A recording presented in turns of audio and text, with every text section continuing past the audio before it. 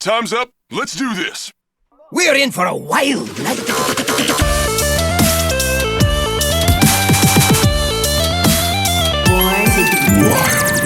Welcome everyone to episode 149 of Born to be Wild, a Wild exclusive Hearthstone podcast where we have fun hanging out with friends, talking about the Wild format of Hearthstone and spotlighting members of the Wild community. I'm your host as always, Nate Wolfe. It is great to be back on a beautiful Friday evening here, joining you from Orange County, California, with three of my great friends. Very, very excited for the show that we have in store for you tonight. We've got a lot to talk about. But before we get into all of that, I want to say hello to my friends over here. Hydralisk, welcome back. How are you? I'm doing great. I'm so glad that it's Friday and the week is over. It's unfortunately, I'm coming at you from a very dreary, rainy place right now, but it's miserable out there, but it's bright and nice here with you fellas. So I'm stoked, ready for the show. Lots of cool, wild, and just Hearthstone news and stuff to talk about. Absolutely. SchmoopieDaddy, welcome back. How are you? Doing great. We experienced some springish weather today in the tri-state area of New York, so I got some work done outside, and that was fun today. Exciting. Yeah. We are minus one sheep tonight, who had some family things come up. I'm sure Sheep will be back next week, but we are joined tonight by a very special guest. So I'd like to welcome legendary Hearthstone player, member of Alpha Flight Gaming, good friend of ours, and we've been friends for a long time. Welcome to the show, AzaleaAkari. How are you tonight? I'm doing well. I'm super excited to be here. Back, it's been like almost 2 years. It's been a little over a year and a half. Gosh, we had you on the show a long time ago. And I don't, was it with when Craig was still here, or was it? No. I don't know. It was a long time ago, though. It was in United and Stormwind meta. Okay. When like it's Amber Flight. Oh, gosh, did it's I still say Amber Flight. Did I say you said Alpha Flight? I did. It's all oh good. My gosh. No, it's all good. Yeah. Alpha Flight Gaming. I've been playing too much Marvel Snap. Canceled. I've been playing too much Marvel Snap. I'm thinking of Alpha Flight from Marvel Comics. No, that's cool. That tracks. But Amber Flight Gaming is what I meant. I like the new logo, by the way. My gosh, it's so cool because I know I'm a big fan of you guys, particularly Dawn and Rotted Zombie, and there's some great people on your team. You guys, unfortunately, we wish we could still have. We wish that Rotted could still. Well, I guess he's still around. Yeah, no, he's not gone. Yeah, and I think everyone has a lot of like real life. He's on hiatus for right now. We miss Rotted. He's a great dude. Absolutely love him. Alpha Flight is a great Canadian superhero team. We do have a strong love for our Canadian friends on this show. That's for sure. But yeah, welcome back. How you doing? I'm doing well. I didn't catch the spring sunny weather side of the tri-state area. A little bit more south. It was rainy down here in Pennsylvania and New Jersey. But it's been a good day nonetheless. And yeah.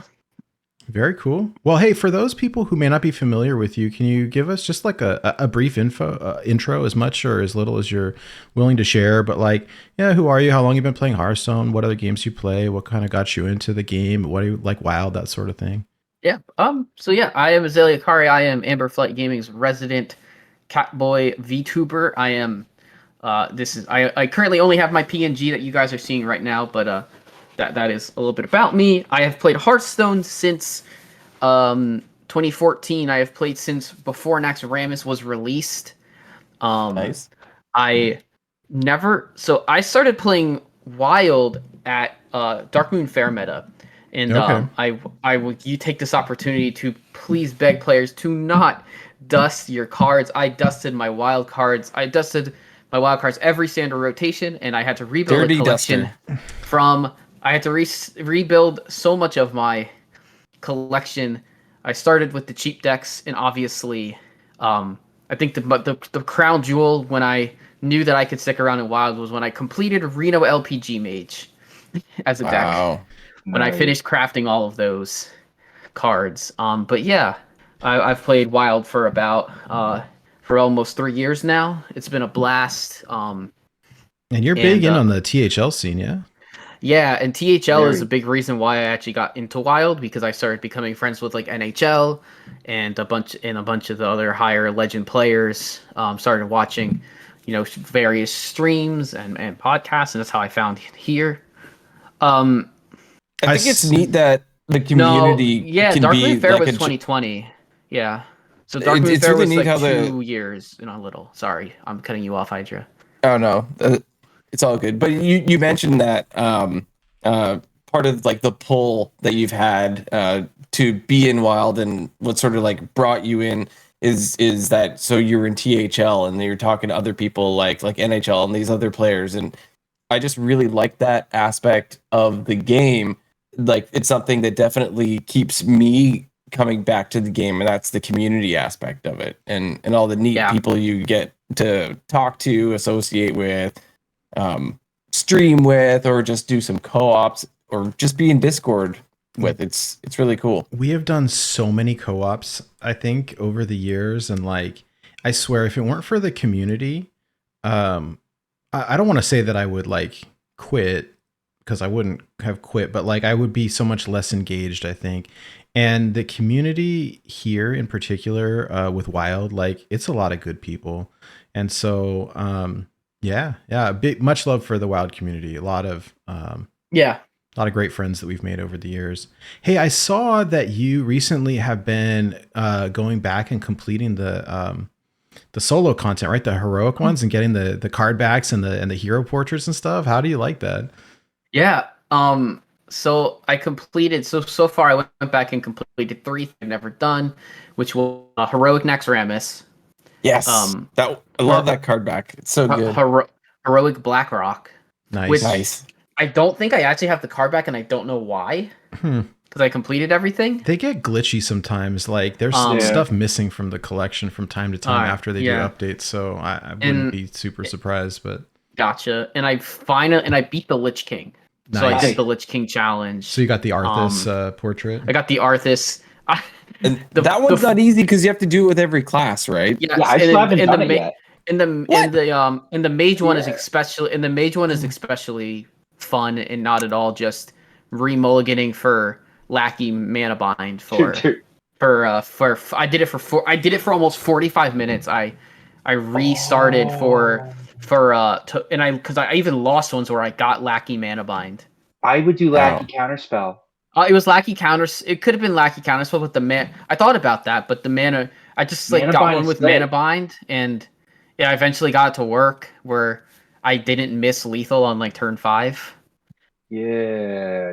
I know that he glitches out hard with like sticky fingers and stuff. So like there are Yeah. some goofy things you can do. I remember I remember hearing. I saw that in the thing. It was like, yeah, you don't really want to sticky fingers because like it just kind of glitches on. there used to be a glitch where if you could put up any taunt minion and Kel'Thuzad, that like the computer just wouldn't attack into your Yes. taunts, and Yes. and you could like, I don't know if that still Yeah. exists or not, but you could like cheese the system. It was pretty. So funny. the way that I beat the heroic KT was he just kind of stopped playing cards. And I didn't, and he just would use his 8 mana hero power. And so I was like, okay, I mean, I guess I'll just win. I think I ended up winning on fatigue against him, but it was like really interesting. So I threw in a challenge for it on top of it, which was I would only use Death Knight as the class for the heroics, All just to right. see what it was like. Blood Death Knight, 40 card Blood Death Knight, surprisingly good against a lot of the stuff. There was some where I could get away with like even where I did like even Unholy Death Knight, like, but typically it was Just Blood grinding Death them out. Knight. Yeah, just grinding it out because you have 40 cards and they don't. Oh my god, Yeah. that stuff was so hard back in the day when you had to Yeah, use oh my like gosh, all I the could- crappy cards and like I mean, the cheat, like a lot of the cheese for then was like you play Inner Fire Priest back in the you day. had to Yeah. for Yeah, I used Inner Fire Priest for like almost all the heroics back then. It just it worked the best. And if you didn't draw right, you just restarted and Yep. did it again. Yep. Yeah, absolutely. But yeah, that's so much fun. Like I have to go back and I'll do Karazhan and I'll do League of Explorers and stuff like that as well. The ones Complete that all of them. I thought That's were cool. like really difficult were the ones where you had to build your deck as you go, and then if Oh. you like the dungeon crawls or whatever. Yeah. And they were super fun, but like if you screwed up, you have to start back from the beginning. And it was like, oh god, the like Yeah, dungeon runs. Dungeon heroic. run is, I think doll The run. heroics. Oh my god. yeah. Heroic doll run was like legit hard. Oh, the $1 heist. I don't remember doing that. It's really good. It It's is really good. it is good. Yeah, I also never did Doom in the Tomb. Oh well, you Doom in the still Tomb got is time. also really good. So I'll do that as well, but eventually, I really especially enjoyed yeah. the solo content. I thought it was always so fun, and I'm a little Yeah. sad that like they haven't had any for a while. But Oh, you're right. The last We one was had Book of Mercenaries. And Yeah, we Book of had, Mercs. Phelan's story. oh, The I can't even believe it. I haven't done the last one yet. mhm. Jeez. Well, thank you. You reminded Yeah. me though. So now I do have some solo content that I Yeah. can play. There you go. I caught up with Yeah. the book of Mercenaries and Heroes somewhat recently, just because I noticed that I had fallen off and I had like the last half of them to do, and I just spent a weekend day like just playing them, and it was so fun. You know, they're Yeah. really good, They do a especially nice job. if you are interested in the lore or if you listen to any of our lore episodes that we've done with Goliath, like, and then you play through those, you Mhm. you recognize like, oh, I know who that is. Like, oh, Yeah. it's that one character. Like, oh, it's that thing. And so that's been pretty fun. And speaking of the Book of Heroes and Book of Mercenaries, we have a really special announcement. I'll get to it in a little bit, but it's adjacent to that. But we got a lot to talk about, so let's jump We into do. let's do our quick like kind of housekeeping stuff, and then we can jump into the news. Yeah, so for those of you joining us for the first time, welcome aboard. Let me briefly explain how this show works. We record this podcast live every Friday evening at twitch.tv/born to be wild, and the video version of this podcast is then posted to YouTube shortly thereafter. Audio versions are also distributed to all podcast apps, wherever you are watching, listening, or absorbing via osmosis this podcast today. Thank you. Yes, you. I cannot point, but you. You. Yeah, thank you very much, everybody, for joining us tonight. A big special thank you to those of you who are watching us live on Twitch and interacting with us in chat. It's a lot of fun. Big gigantic thank you to Shokunin, the executive producer of our show, and to our patrons. I think Armorn is here in chat. He's, I think, been with us probably longer than anybody else, and we really appreciate your support. If you are interested in supporting our show, there's some ways that you can do that. If you like, comment, subscribe to our stuff on YouTube, or leave reviews on any of the podcast apps, that always helps us. If you are somebody that enjoys using Twitch, we do have some emotes that you can unlock. You can get some for free just by following. You can unlock others by subscribing. And then we do have a Patreon that you can donate to for as little as $1 a month if you're interested in doing that. We also have some merch. Do not have the new stuff yet, but we do have. I think the last time we did stuff was for the Under the Sea one, Sunken City. Yeah, I have the Goliath song stuck in my head. Goliath Under the sea. Goliath did such a great song that like that's all I think of when I think of that expansion now. We'll get the Death Knight stuff up pretty soon.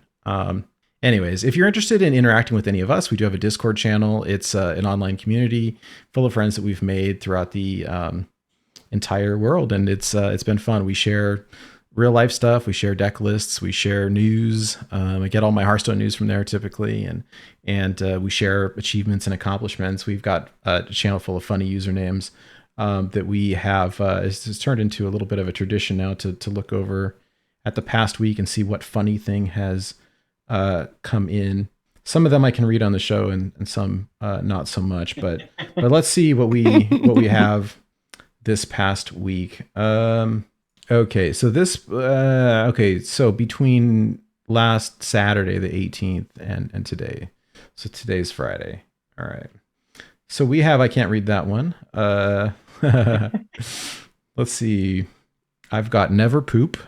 I've got a bunch of a bunch of us played Marvel Snap, and we've got a bunch of the ones from Snap in there too. Yeah. I saw that. Bison Burgers, that's pretty good. I Am 4 Mana. Furby, okay. Cthulhu Hungers, oh, there's a good one. All right. Cthulhu Hungers, and then the dude was playing like Cthulhu the Shattered in Paladin. I was just like, Wow.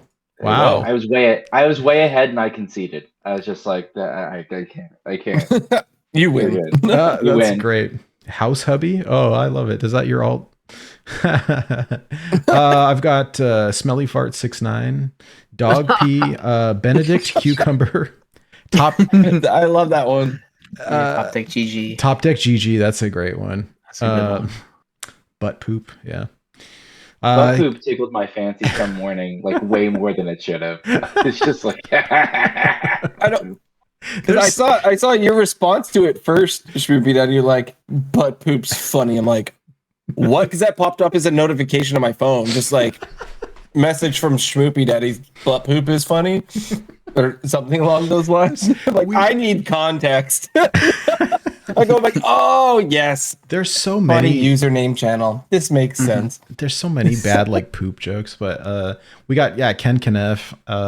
Welcome to Costco. It's pretty funny. Hot coffee. There's some good ones. And then in Snap, there's one called Hearthstone Nerd, which is pretty funny. Hearthstone nerd. Represent. Right. Anyways, so join us. There's lots more on there if you're interested. Yeah. We all hang out on there from time to time. We do some co-op and all kinds of stuff. So check it out. The link to the Discord is on our website. So if you go to website borntobewildhs.com, if you scroll all the way down the bottom, there's links where you can find all of our stuff, the YouTube channel and the Discord and all of that. And you just click on it. There's an open invite. I'll post the link in the chat right now as well. But I assume everyone here is already part of it. So anyways, let's talk about our week real quick and then get into the news. I actually had a pretty good week. I was hoping to hit Legend. It didn't quite get there, but I finished up the Battle Pass for Battlegrounds, which was kind of cool. I saw the new expansion was coming out and I hadn't played Battlegrounds much. And I was like, oh, I paid for it. Like I better get all those cosmetics and stuff. And so I just played a bunch and jammed through it. It was interesting. I didn't know that this happened because normally I would complete all my daily quests like in Hearthstone or whatever, or at least complete them before they expire, right? In Battlegrounds, they roll over and stack. I didn't know. And so it's like, you've got 6 stacked quests. And like, as soon as I completed one, it just pulled up the next one. And I was like, this is rad. I wish they would do this in Hearthstone. It was What? Right? That is so annoying. I couldn't believe, I didn't know that was a thing, that it like literally said like how many stacked quests that you had. And I had like 3 or something. I don't know, but it was cool because I finished and then I just got the other ones and it let me complete the battle pass pretty quick. So yeah. Anyways, Nice. That's so cool. I want that thing. Yeah, it's a really neat feature. I was not aware of it, Yep. but I do. I'm a Battlegrounds enjoyer, very casually. Not a tryhard, but I enjoy the mode. I've been playing a lot of Marvel Snap actually, and I hit Infinite this week for the first time, and that was like, oh my gosh. I started hooray. I started at rank 45. It goes all the way up to 100 and there's no ranked floors like in Hearthstone. And so climbed from 45 up to 100. We'll talk about it. We've got a Marvel Snap show we're actually recording tomorrow, so I'll talk about it then. But that was a big accomplishment this week, and it was pretty fun. We'll talk about it on the other show. I've been playing a lot of Hearthstone as well. I was really hoping to hit Legend, and I did not quite get there. I'm currently at Diamond 2. I swear I've been playing even Unholy Death Knight. I got a 57% win rate right now, and it was like SchmoopieDaddy ever since like the infusion of the Chinese meta into Wild Hearthstone on NA. I cannot, like, the decks that I've been playing are so weird. They're so weird. Like Reno, Cthulhu, Paladin. Are you sure it's not just like the time of the month that you're doing this climb? Because like you're in the back half of the month, and between Diamond 5 and Diamond 10, like people are starting to get oh my gosh to this level with their homebrew stuff. Oh yeah, it's the combination. You're living my life right now. It's the combination of 3 different things. So it happened at the same time, right? So the China server shut down and all the players like migrated over to NA. And so the population of ladder like just exploded. Basically doubled. It basically doubled, right? And they're known for playing off meta stuff, or just very different than what we were used to. I always enjoyed it. Like I got so many deck lists over the years from like Glore Magic, or some of those folks, and they're super fun. They're just very different than what we're used to. So that happened at the same time as I let my 11X slide and bump down to 10. And I've been super busy with like just life. And so I've been hitting a lot later. And so my typical norm for the better part of like a year and a half was like legend within the first three or 4 days of the month with 11X. And I'd come in sub 100 and it was all meta decks. And it was great because I knew what I was facing, and you either win or you lose, but like you knew what was going on. It's a ballroom dance. It's a ballroom dance. So what I'm hearing is if you can't beat them, join them. You just got to start playing weird stuff too. Oh, dude. Okay. So here's my goal, and I might even do this after the show tonight if anyone wants to stick around. But like, I'm just gonna build the greediest like Reno Priest deck that I can possibly build, and like I just want to beat all the jank.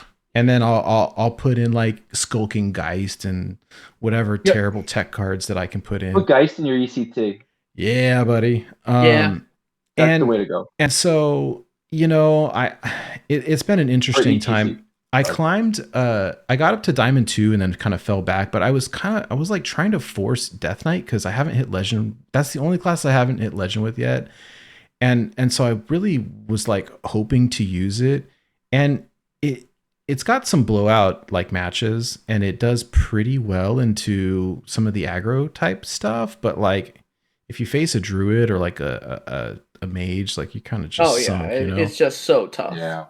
And you know what? Like somebody talked me out of playing Odd Warrior just to be like a bully, and Odd Warrior's bad.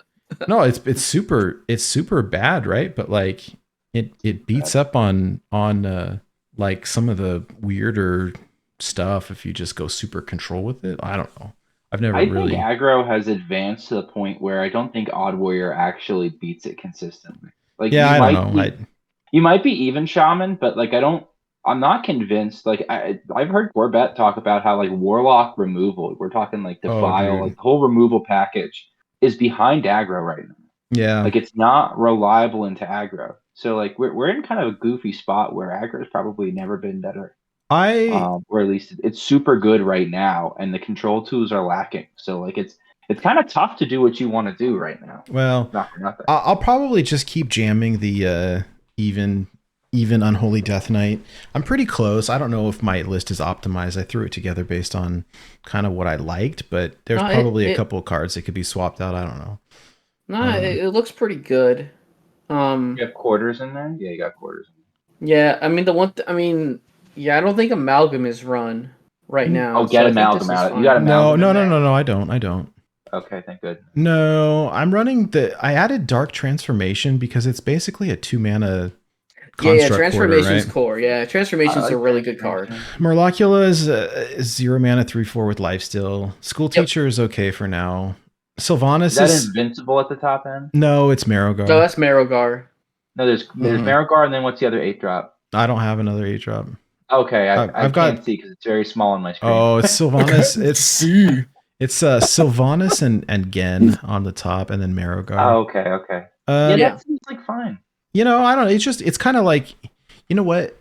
It's so stupid, this phrase, right? But it's that rock paper scissors meta, and that's really what it feels like. Death Knight's very polarized too. It is part of the problem. I will say I had some great like comebacks. I faced up against a druid that got 40 armor, and it was like, all right. Well, you're never beating that. Yeah. But I did. It was like I will say I love, like, hey, druid, you want to play your due process? Like, sweet, man. I appreciate the card draw.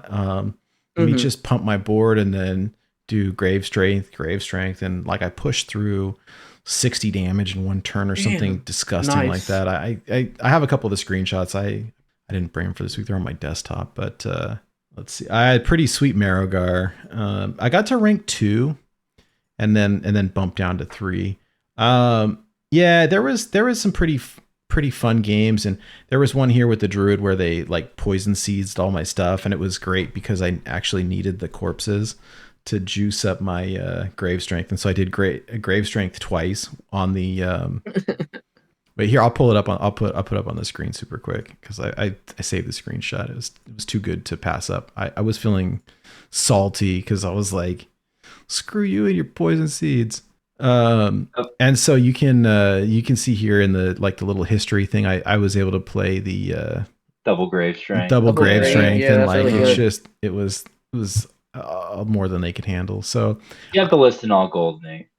Yeah, why am I asking? Why am I asking? Insert whale noises here. I feel bad because my tree ants are not gold. That's not good. And my hero power is not gold yet either. That's what I was gonna say. The hero power. I always felt so bad when I had all gold decks and the hero power wasn't gold. It to me, like I was just had to grind whatever class that was to get it that way, so it all matched. Because at that point, like I would do it with, I don't know, let's say warrior or whatever. The game's been out for years at this point. They're like, so you've invested all that money into your deck, but you don't even have 500 wins, noob. Yeah, I still have like DK is new. It's okay now. I'm still missing like priest. And I think of the originals, I think I'm just missing priest now. I hear the I don't have druid. Wow. No, I got druid.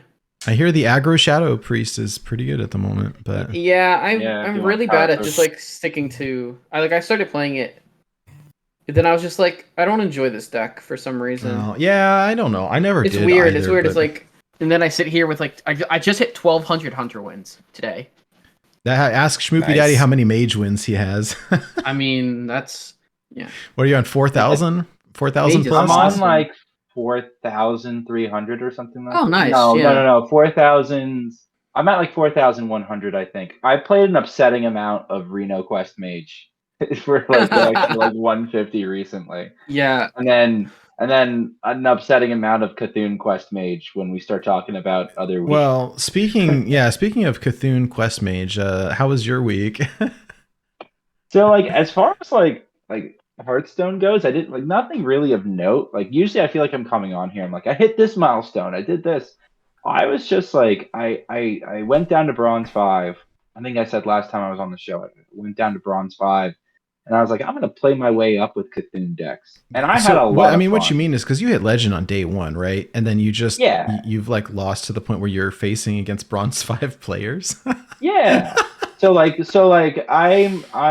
initially, I love that. I usually stick around and sort of fight at the top MMR as long as I can, kind of like seeing what the meta's like. For just like the first week, it's basically pride. Like I'm starting to recognize names that are coming through, and I don't want to lose to them. And so, like, I've sort of enjoyed meta decks, like the last couple expansions, and learning the meta decks and playing the meta decks, and I don't mind. And like the first week, if you love playing hard control, like playing hard control into all the aggro decks that people are jamming to try and get into Legend, or like they've hit Legend and like they're like, oh, what do I play? And so they're still jamming like Pirate Rogue, like just. Blood Death Knight is never more playable than the first like 2, 3, 4 days of the month. So like I enjoy that, and then I get to a point where I get bored and I'm just like, all right, let's see what the rest of the ladder's like. So I can seed down all the way down to Bronze 5 to see what it's like. And I usually play Jank to some level. I planned on playing OG Cthulhu decks up to Diamond 5. I did not leave Platinum, but I did get up to Platinum playing them. And so I think Nate's got a couple of... I have these screenshots here. Okay, so this is a Bran Cthulhu. Oh, love it. Absolutely love it. Cthulhu buff Paladin. So yeah, I stuck the Bran and smacked down the 15/15 Cthulhu. Oh, it looks like your Disciple of Cthulhu's aren't golden. The only one's not golden in your hand. You're going to have to fix that. No, there's another one. Oh yeah, I've got some Cthulhu pieces I need to Don't listen to me. I'm only kidding. Okay, wait. And then this Cthulhu, you've got several here. So okay. Yeah. I've got a 24/24 Cthulhu. This is like Reno Cthulhu Mage. So no, this is just Cthulhu Quest Mage. So there's people forget about it, but there's that 2 mana 3/2, and I'm forgetting about it. It's like something Occult Acolyte or something like that. It's a 2 mana 3/2 with 1+ spell damage. And it reads every time you play a spell, give Cthulhu +1/+1. Yeah. Well, I'm playing coins and mana biscuits and like Bran and stuff. So like I'm generating a bunch of spells for nothing and like get 2 down. and Cthulhu gets real chunky real quick. Yeah. Yeah. Speaking of chunky Cthulhu, look at this 32. Yeah, that was my first game with the deck in Bronze 5. And what's funny is like you think, well, like Bronze 5 players are just going to be like, oh, this is basic cards priest, but it's a really interesting mix of like Chinese Smurfs, standard players who don't want to play standard but are competent with their standard decks, and people playing basic cards or like trying funky stuff or like doing kind of like their own thing. But I'd say like by and large, I lose a lot in like bronze MMR to players who are playing like competently, but like maybe either more coherently or more greedy than me. I never got to play this Cthulhu, but I really wanted to play 32. That's do you run Doom Color so you can do it again, or only in my ECT in my Reno Cthulhu Priest? As an option. Wow. All right. As an option. It's tough because like you don't really want to bring down the big guy early. You don't really want to. ETC not being gold right now has given me like the sads because well, that's why I'm not playing it in my Reno Quest Mage. It's not going in my Reno Quest Mage. I know it's correct because you want to store a potion in there, and then the potion doesn't start in your deck, and you play it, and then Ro goes infinite, but I refuse to do it. I need to add like a whale noise button to the soundboard over here because we need it. We need Dory doing whale noises from. If you go backwards, if you go backwards for a second to the Quest Mage screenshot, you'll notice that every card in that screenshot is gold. I have an all gold Cthulhu Quest Mage. Oh, that's gross. awesome. Wow. This is this one. Everything's gold. That is yeah. And I think I was going to be taking 7 turns in this particular. You're a monster. But, yeah. But like Cthulhu, so like it's okay, right? Yeah. But that's redeeming. That's redeeming. This is one of my favorite things to do in Hearthstone. Is like I learned the meta and I learned the broken dumb deck, or like I learned the powerful thing that you can do, and then I like shove some dumb win condition in it and be like, look what this enables. That it's inefficient but still beats you all the same. And then I make people uninstall Hearthstone. Yeah. So really, I'm doing a service. Yeah, you're a bad person and you should feel bad. But you know what? If you are versing people that are dipping their toes into wild from standard, I think you may be doing them a favor because they're seeing all these crazy cards, maybe things that they didn't expect to see. They're seeing Cthulhu, right? So Cthulhu was one of the attractions for me to wild. Like being like, what is that thing that's happening in the corner there? Wait, and then he comes down. It's like, right? It was like that first time that person that comes down, you're not expecting it. It's like, I loved I think we have all the sound clips somewhere, but like when I loved like every time you play Cthulhu and it talks to you, you know? Oh yeah, it's really cool. I gotta find where I have them, but like my gosh. Every time you play a minion and he starts chirping. Yeah. I play with the sound off, so it's not something that I get to always experience. It's okay. Yeah. So it's so great. So what happens? Yeah. What happens is, every time you play a minion, your Cthulhu, like when it pops up and does the thing on the screen with the numbers, it shows your he'll talk to you. Your minions are weak or whatever it says. Right? It says a different thing each time. But it's so cool, and it's pretty neat because when that first came out, it was like so awesome, and nobody plays it anymore, and so it feels brand new still, right? It's just like the hipster in me. But that wasn't even the coolest thing I did this week. The coolest thing I did this week was I actually took today off from work, and my son's school does a thing called the mystery reader. So they asked one of the parents to come in and read a book, and so I got to go into my son's school and read to his class Dragons Love Tacos 2. How which fun. was a lot of fun. How fun. That's awesome. I was going to say, what book did you read? Because I was a big hit because as you can imagine, I can do some dramatic readings, and so And yeah, so in the original Dragons Love Tacos, not to spoil too much, but dragons love tacos, but they don't love spicy salsa. And so a young man holds a taco party to invite all his dragon friends over because he wants to meet dragons. He loves dragons, but accidentally includes some spicy salsa. And in Dragons Love Tacos 2, what you're doing is the world has run out of tacos, and so the plan is to go back in time, get tacos from back in time at the taco party that you held, and plant them so that you can grow taco trees. And so there is a time travel element. There's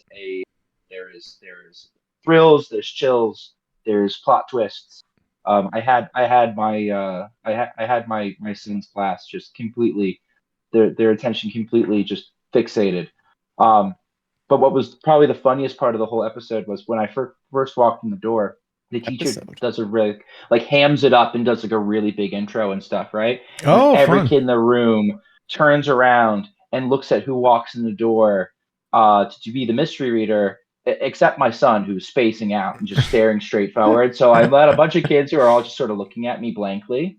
I heard somebody say, "He's not the Easter Bunny." I learned later. Later that there was a discussion about who would be the mystery reader that particular day, and the top bets were the Easter Bunny and Santa Claus. Oh my gosh! And so you walked into the room and you said, "Give in to your fear." Yes, that is what I said to the room full of pre-K students. Yes, screaming. Luckily, my son has one of our neighbors' kids is in there, and so she was like, "It's Schmoopie's dad," and then Schmoopie was like, "Huh?" And finally looked at I'm like, "You doof," and he was like, "Dad," and I was like, "All right, there we go." But it's funny because I've read him the book so many times, so he's like reading the page before I'm reading it. So that's fun. He's like his friends were like elbowing him, they're like, spoiling me. It was cool. It was cool. That was my week, was basically like goofing around. Nice. I've started my try hard ascent. I started at 3,400. Let's see if I get 11x. Oh my gosh! Just drooling even shaman. All right. I need to join you in the legend ranks. I'm super close.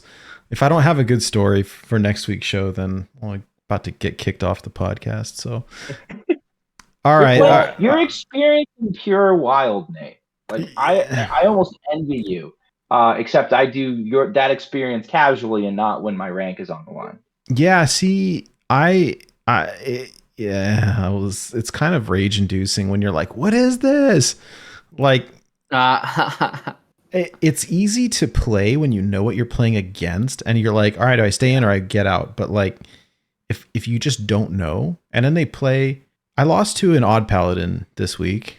So that happened. And it's like, I've seen an odd paladin too. Pillager rogue. I lost to a pillager rogue today. That's actually kind of bad. What world are we living in? I feel like I would feel bad. I feel like I'm in like Hot Tub Time Machine or something. Oh wait, was it the one that Yeah, the one thing you can see my hands. With the switcheroo. The switcheroo. You're playing pillager and you're smacking the ash tongue. Yep. I lost that today. Turn 7. Wow. So like, I mean, I get it. Like, you're not playing around the Skulking Geist in Jade Druid into the ECT, who then plays the Jade Idol. Yeah, I get it. Well, I get it. Anyways, let's go back to Azalea here. Well, you've been playing some Hunter decks this week, right? So I've got a couple here. Yeah. So I've been playing even Reno Hunter. Oh. Okay. All right. I thought these were two different lists here. Now I'm really excited. Nope. Okay. So it's just a really long list. I just split it up into two things so that way you didn't have. No, I appreciate that. Yeah. This is like, I'm even more excited now because I was like, oh, what's the second one? Okay. The second one is the deck. Yeah. Is the other half of it? I have made some changes since. Notably, there's no Grand Slam in my deck anymore. Okay. Because turns don't get to turn 10. Like, even with this deck, doesn't. So yeah, you can see I have my ETC. It runs Flare, low with a brand. Oh, you cut the Zul'jin too, you monster. I don't have Zul'jin. Oh, that makes sense. That'd be why. Yeah. That'd be why. There's another card in there that I don't think I had either. Doesn't If you shock. can. Oh, Call of the Wild. Call of the Wild, yeah. Yeah. I would have had Call of the Wild in there still. I just don't own it. Yeah, Call of the Wild's good, but yeah, if you don't own it, I get that. Yeah. So I cut Slam and I'm trying to like find kind of another 2-cost card to play in there. I had Ooze. I've run Ooze. I ran Steam Weedle Sniper, but I never drew Sniper. Yeah. Yeah, and then I was like, I've seen a couple of decks. Like I've seen some like big priestish type stuff that runs like Fellfire Sphere. Deadeye. Try Fellfire Deadeye. Oh, I have Deadeye in the deck already. Oh, Deadeye is in there. Never mind. Yep. I love that card. That card is so good. I really like your the Dino Tamer brand in the ETC. Yeah. It's fun. I imagine that people are used to it now, but like I can imagine like the first time someone saw like a Dino Tamer brand come out of an Even Hunter be like, wait, what happened? We were just talking about that last week because I didn't know that like you can break the deck building rules with ETC. I lost to an Even Shaman that put Grand Totem Eyesore in their ETC. Oh yeah, and I've heard about that. What? I didn't know that you could do that, and so now my goal is to like how good can we break something and yeah. I know there's some people that aren't super convinced about ETC. Like I think ETC is really neat. I like it a lot. Maybe it's not super competitive in the end. But I mean, like, again, put Brand and Loetheb, and I was seeing a little bit more Mage than I was feeling comfortable with. So I was like, I might just throw a Flare in, to get rid of like Ice Blocks. It's draw if nothing else. I mean, yeah, because the other thing you could run is just Second Devouring Swarm. Was the one that's in the original list. Did you have DQA or no? I do have DQA. Okay, but I don't know if you had it in your ETC. No, I don't. I thought DQA was 9 mana. Well, you'd have to put it in your ETC. She is, but put her in the ETC. Yeah. Oh, yeah, interesting. I could do that maybe. Because the original, I think the original list you snagged was a guy, HZ Ball, played something similar to this to, I think 233. Yeah, 233 Legend. Yeah, I was like, oh, this is nice. It didn't pop That's up impressive. on like Neon's. Like I was just floating through Hunter decks, and it didn't pop up as like the full list on Neon's site. And then I looked at it, and I'm like, oh, this is a spicy meatball. And yeah, so this is a spicy meatball. I saw it. I was like, oh, this is cool. And I've always had an affinity for Reno Hunter and for Even Hunter. I'm not that great at. I've never been that great at playing even at like regular Even Hunter, but this has felt really nice. Hope of Quel'Thalas has come in a couple of times, pretty clutch. Nice. And I mean, just getting to play Renling's Rifle again, like, man, that's a throwback. God, I feel so bad. What is Hope of Quel'Thalas? I don't even know what that is. It's a 6 mana weapon. It is 4/2. It is 4 damage, 2 durability, and it gives all minions everywhere +1/+1, like your hand, field, and deck. Pretty sure. Oh snap, that's pretty good. So it's pretty interesting. Yeah, I was running it. So I love watching like various content creators, Standard and Wild, and Kibler was kind of running a more off meta Hunter deck that had this card in it. So I was giving it a whirl. I was like, oh, this is neat. Like he also like Zombies isn't something that's run in Standard, but it's run in Wild. It's really funny. It's a good card. It's a really good card. So like you could just do like Zombies to like stop them from playing something that's super important, and then if something lives, like maybe start building up a board. I don't know. I'm 18-3, and I started in high plat. That's pretty good. Wow. 18-3. Wow. I've taken. I think one losses was a blowout to Even Shaman. One of my losses was to Druid, which makes sense. They went Oaken Summons for 5/10 into Oaken Summons for Vargoth into the 5/10 onto 2-second 5/10 off of the trigger. Oh yeah, you're not, so I just kind of like I knew that was done. You just get out. Yeah, right? and I think I lost to, and then I lost to a what's the name of it? It's the Battlecry Shaman, Corrupt the Waters Shaman deck that just got going really fast, and I couldn't. It just got going faster than I was expecting, and I just couldn't stop. I just just didn't have enough answers to People what are they were playing doing. that in Free Shaman because, like, with Astalor, it's kind of like obnoxious. Yeah, it was. I mean, it was a Reno version. It ran it ran Geppetto Joybuzz. It ran Carnival Nice. Clown. Ran Phelan. Like this was it was a super interesting deck. That's an upgrade, probably. Yeah, so funny. The thing that really broke my back on it was they had Reno on 6, and I had a lot of pressure. Rough. And I had the brand in my hand. I was gonna, they were gonna die to brand on turn 7. Like, yeah, but it wasn't Shutterwalk or nothing. I didn't see Shutterwalk. I lost. Oh well, ahead of time. That's still it was cool. That's a crazy good win rate though. I love it. And it feels off meta too. Like it looks fun to play.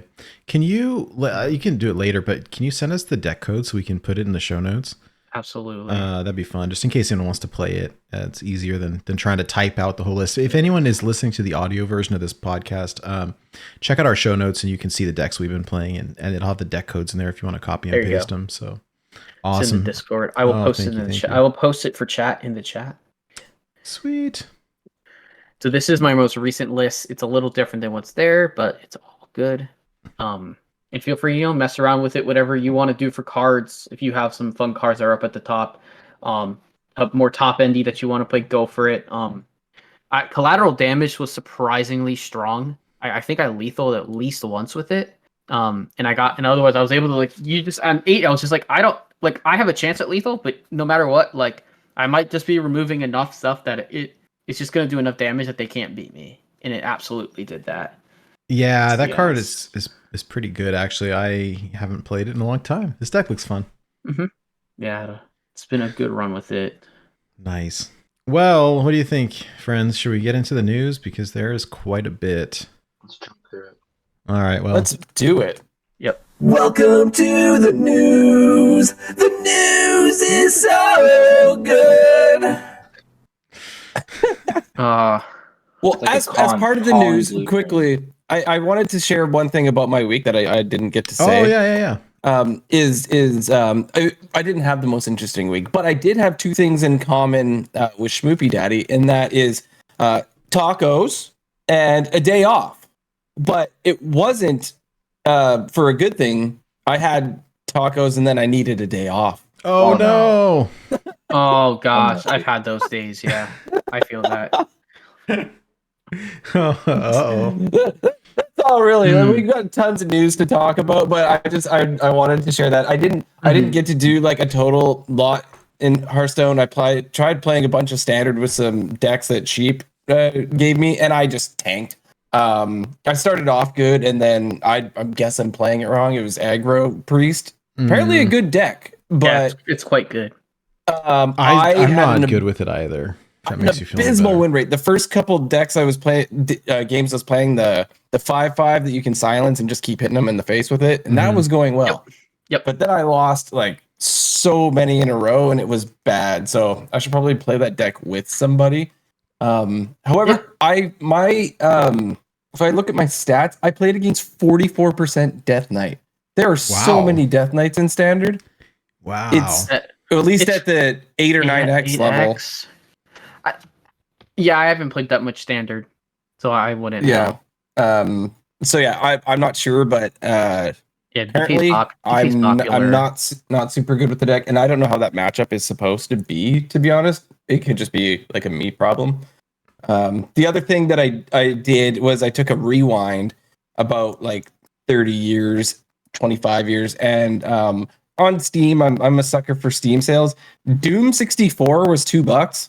Oh, and I was man. I love Doom 64. I love that game so much. And I went back and played it, and I don't remember, because every level's a puzzle, right?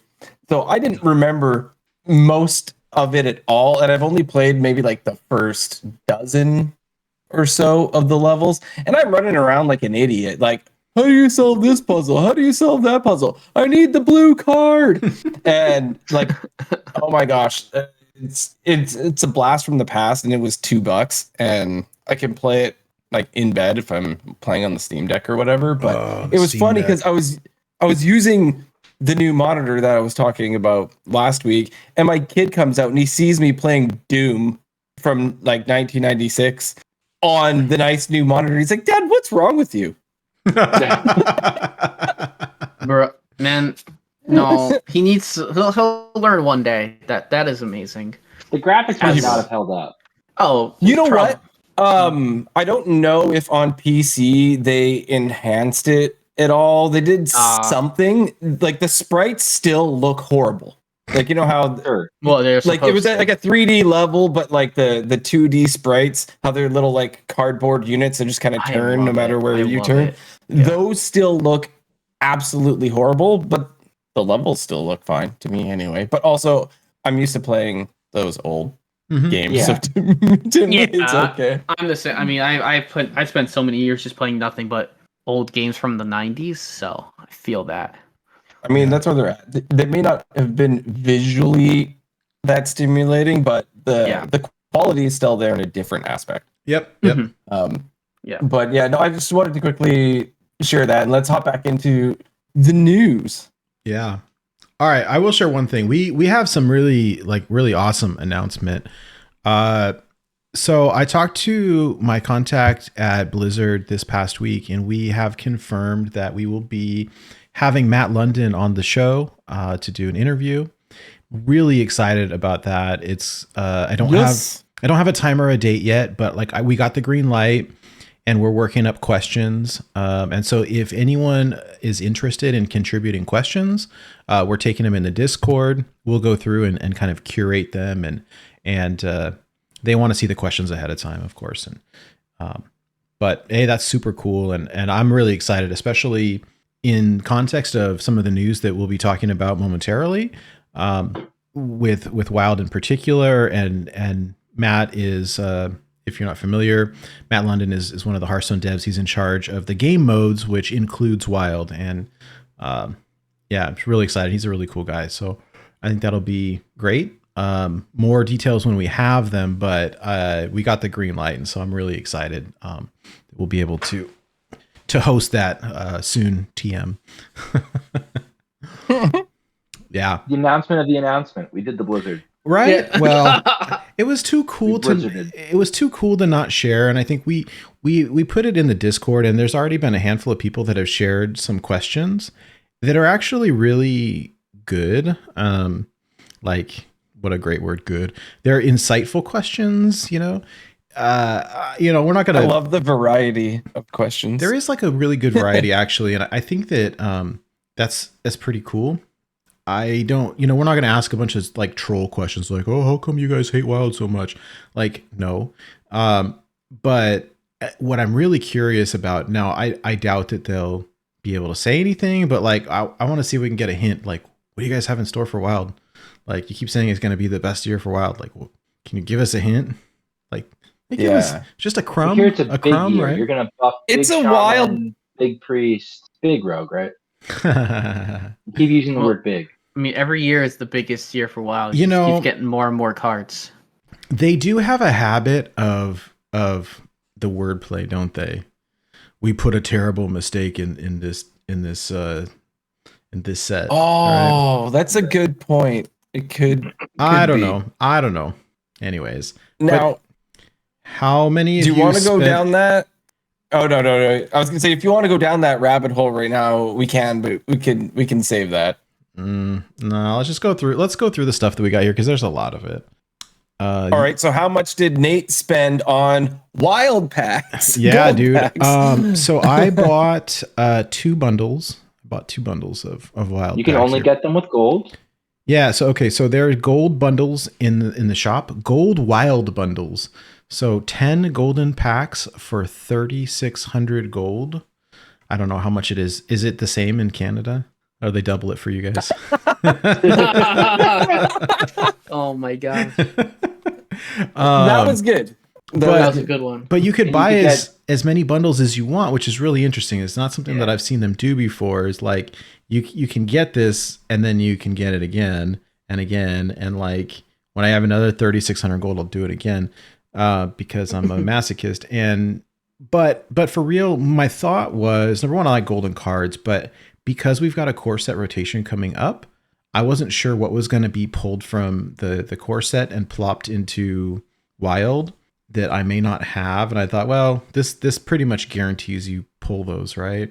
So I don't know. I mean, I think it's fantastic. Were there other bundles too that I just didn't look at because I was like blinded by the gold? The only thing is, there was 10 normal wild packs for 900 gold. Oh yeah, see, I didn't even. I wish I had known that. I got a set of those specifically for like cards that enter core, like if that kind of helps. Yeah, I will clarify that Martian Boo said that he thought that like cards that left core that he didn't have, like that ones that they like made up, he saved wild packs to try and get them, and then they didn't work. I think they put them in classic packs or something. I don't know. It was weird last time. Yeah, I know for a fact that I've gotten like Ritual of Doom or whatever, that 0 mana spell that we only played in like Cute Lock. I was missing that for a minute, and then I got them with wild packs. So like I don't know. I was gonna save the golden packs to be like, hey, yeah, now I can get like golden core cards when they rotate like new Alex or new Ysera or whatever. But I got bundles too. Nate, how many bundles did you get? I got all the bundles. No, but I'm saying like how many times did you buy the gold? Oh, I thought you meant the pre-order stuff. I bought two of these. Okay. I have almost enough for a third one, but not quite. I think I'm at like 2,500 gold or something right now, and so if I get enough, I'll buy a third one. But like, did you open them already, or are you saving them? No, I'm just gonna save them for. I'll save them and open them all with it when the new set comes out. Because the problem is right now, like if I insert whale noises, right? But like I've got a complete collection, not a complete golden collection, but like I have a full set. So they're going to be duplicates no matter what. And my thought was like, well, I may as well wait until rotation just in case there's like core set rotation. And I have a small opportunity to get stuff that I may not have. I don't know. Control. That's good. I might have also bought some bundles. How many did you buy? I bought 5. 5 golden bundles or regular bundles? Yeah. 5 You had enough gold to buy 5? I had 27,000 gold. So like I was like, well, if my ultimate goal is to get a golden collection anyway at some point. Yeah. This is an interesting opportunity, and so I got 5. Wow, I'm impressed. I have screenshots of my notable pulls. I got a golden golden Archwitch Willow. Ooh, that's a good one. A golden Deathstalker Rexar. Oh, that's my boy. And a golden and this is where they drop off significantly. A golden Expired Merchant, which is important to me because when I play. If I play Cruel Dinomancer, I want to have gold Cruel Dinomancers because I've crafted gold Cruel Dinomancers. So I would like all my Dinomancers to be gold, and sometimes I get trolled when I've already crafted most of this except for the second Expired Merchant. So now I have the second Expired Merchant and feel much better now. Perfect. I got a gold Transmogrifier, which is the arena card where like you draw a card, you get a random legendary. Hot garbage, but if I play this now, all of the cards that I draw are going to be golden legendary, so infinite golden value. And the gods just wanted to troll me, so I got a golden Glacial Mysteries, which I can guarantee you will never see the light of day in any of the decks that I will ever play, ever, unless I'm forced to play it for a Born to Be Wild listenership. We did one where it's like you could run 6 mana cards or 8 mana cards. And but like you could also run like secrets for some weird reason. I remember. And, like, I ran it. Glacial Mysteries was legal, and like I tried it, and I'm like, this still feels bad. Like literally, the deck restrictions are so hamstringing that like we can't do anything for at least the first 4 turns, and Glacial Mysteries still sucks. I remember thinking, am I actually going to put this card in a deck? I guess so. Yeah. Crazy. Yeah, well. So yeah, and I also got one of the normal bundles for the same reason. Just I'm sitting on those packs in case core stuff that like I really want or need or whatever rotates. I think now we know what's rotating. So like the smart thing to do would have been like to like just Wait. control myself and just wait to find out. I mean, what fun So is I guess that? I'm free to open those because I don't think there's anything really of note that I don't have. I don't think there really is but are these going to be the type of bundle that come in and go out, or do you guys think this is going to be something that they might want to keep? Yeah, I think it's temporary. They're trying to drain gold from people. They're trying to drain gold from people like me. They always do this right before something new comes out. They try to get you to spend all your gold, right? So that you have to spend cash money. That's the goal. And so this is like, but I was sitting on like almost 10,000 or 9,000 or something, and it was like 9,000 now. That's a lot. I'll throw away my gold to get some gold wild packs. Like, why not? Like, this is fun. Let's just yeah, I mean, I'm sitting on 4th. Like, you are sitting on so much more gold than me. I get somewhere between like 4,000 and 6,000 by the end of every expansion. So I use those to buy packs. Yeah, extra packs on top of the bundles. So SchmoopieDaddy like maxes out every expansion. I do too. Like I get rank, all the cards. Like no. I mean like rank level 400 or whatever it is. Like on gotcha. On the rewards track. Oh gotcha. So I'm collecting a lot of gold. Okay. And I have a complete collection like Nate. So like I don't have a lot of outlets for my gold. So like I just sort of I usually sit on it, and eventually I'm gonna have an expansion where I don't buy any pre-orders. I don't spend any money. I'm just gonna have all the cards. Yeah, from because of spending my gold because I've built up protection. Yeah. See, I get to level 400, but that's combined. Yeah. Because I'll usually hit like 200 on like 2 servers and then just barely make the 100 on the third one. Kind of like just cross the finish line for Asia. Like that's it does punish you gold wise for your main account though, because I am like in the same sort of category on NA like as Akari is, because like I at this point I'm sitting on like around 5,000 gold.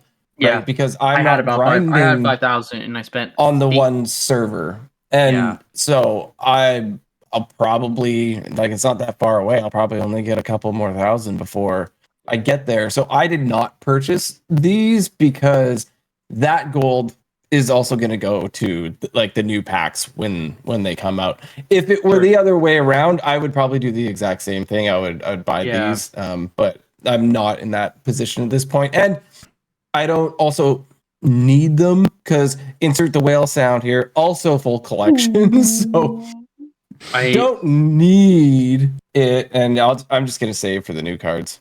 Yeah, unlike these people, unlike these three, I unfortunately I'm at like 64% collection. So I still like sometimes a card comes back from Wild that like becomes good again, and I have to craft it. So like when Free Shaman became a thing, like I've had Zentimo since like Free Shaman first came back, like started, and so like there's things where like it's like man, you know, when I also have I get full standard collections, so so I have every standard card that is legal. I have like every standard card. Sorry. So eventually it's got to the point where I've been able to save a ton of gold most expansions and just spend them on the next packs. But I just don't play enough to get the gold to really not have to spend dust or something like I jam infinite games on mobile. Yeah, so I should start doing something like remember that. SchmoopieDaddy hits legend. He hits legend day 1 while at work. So that is a lot of games. I asked him what his secret was and to like maxing out the pass, and I think the other thing SchmoopieDaddy that I'm very impressed with is the like you always complete the achievements, and I think that helps you complete faster, right? But some of them, like what a grind. Some of them are pretty rough. Dude, I have a hack for it though. Hit legend and standard, and then concede until you hit Blizzard bots, and like then make sure you lose to the Blizzard bots, and like every achievement is free. This is amazing. Like this really was like a game. This is game changing for me. I had some achievements. I'm just like, how am I ever going to get this? Because I was always trying to do them in, right? Like, because I'm a masochist. You could do that without hitting legend too. You could just keep, like, if you don't play standard, you could just keep your 2-star bonus and play at that point, right? No, but I don't think the Blizzard bots are in wild. No. I mean in standard. If all you have is a 2x and you don't play standard at all, if you just primarily play wild, I can't. And you just have 2x, you're not going to be versing like the craziest decks on ladder. So just hop over to standard, do your achievements. Yeah, it's the strangest thing, and it's like it's so weird because again, I'm in Legend, I can see like the ranks, but the Blizzard box you can't see their ranks. Oh, so like you lose X number in a row, and it's just like Blizzard's just like, here's an eco boost. They're like, wow, you beat our bot, and it's like if you don't, then it's like, okay, here's another one, and like sometimes after achievement hunting, like after like losing to X infinite number of bots in a row. I actually like beat a bot, and then it gave me a human player, and that human player was in gold. So like it's really tough to get down to the bottom of standard ladder. A lot tougher than it is to get to the bottom of wild ladder, obviously. Well, there's just so many more players too. So the bots are there. Well, in part it's the bots, right? Like it doesn't take long to get down to the bots. Like you leave Diamond 10 MMR in standard, conceding, all of a sudden you're hitting. So anyway, but. All right, let's move on. Let's talk about what the next year is going to be called, because it is no longer going to be my year of the Hydra. I'm passing the torch to Mr. Nate Wolfe. Year of the Wolf. That's so cool. All right. Yeah. So we got Year of the Hydra, and now we got Year of the Wolf. If we don't get Year of the Sheep, then like we're gonna have a full-on meltdown over here. So, agreed. But that's pretty incredible. I'm excited about this for sure. I love the little logo. So very cool. Very cool. Nobody consulted me. I need my finder's fee or my consult fee or whatever, but I'm excited about that. It's pretty cool. So there's a full article. We've got a link to it on our show notes with the Blizzard like news article for the core set updates, but without going through all of it, wanted to talk about what impacts we thought there would be to wild. So there is a new evergreen keyword. I shouldn't say new.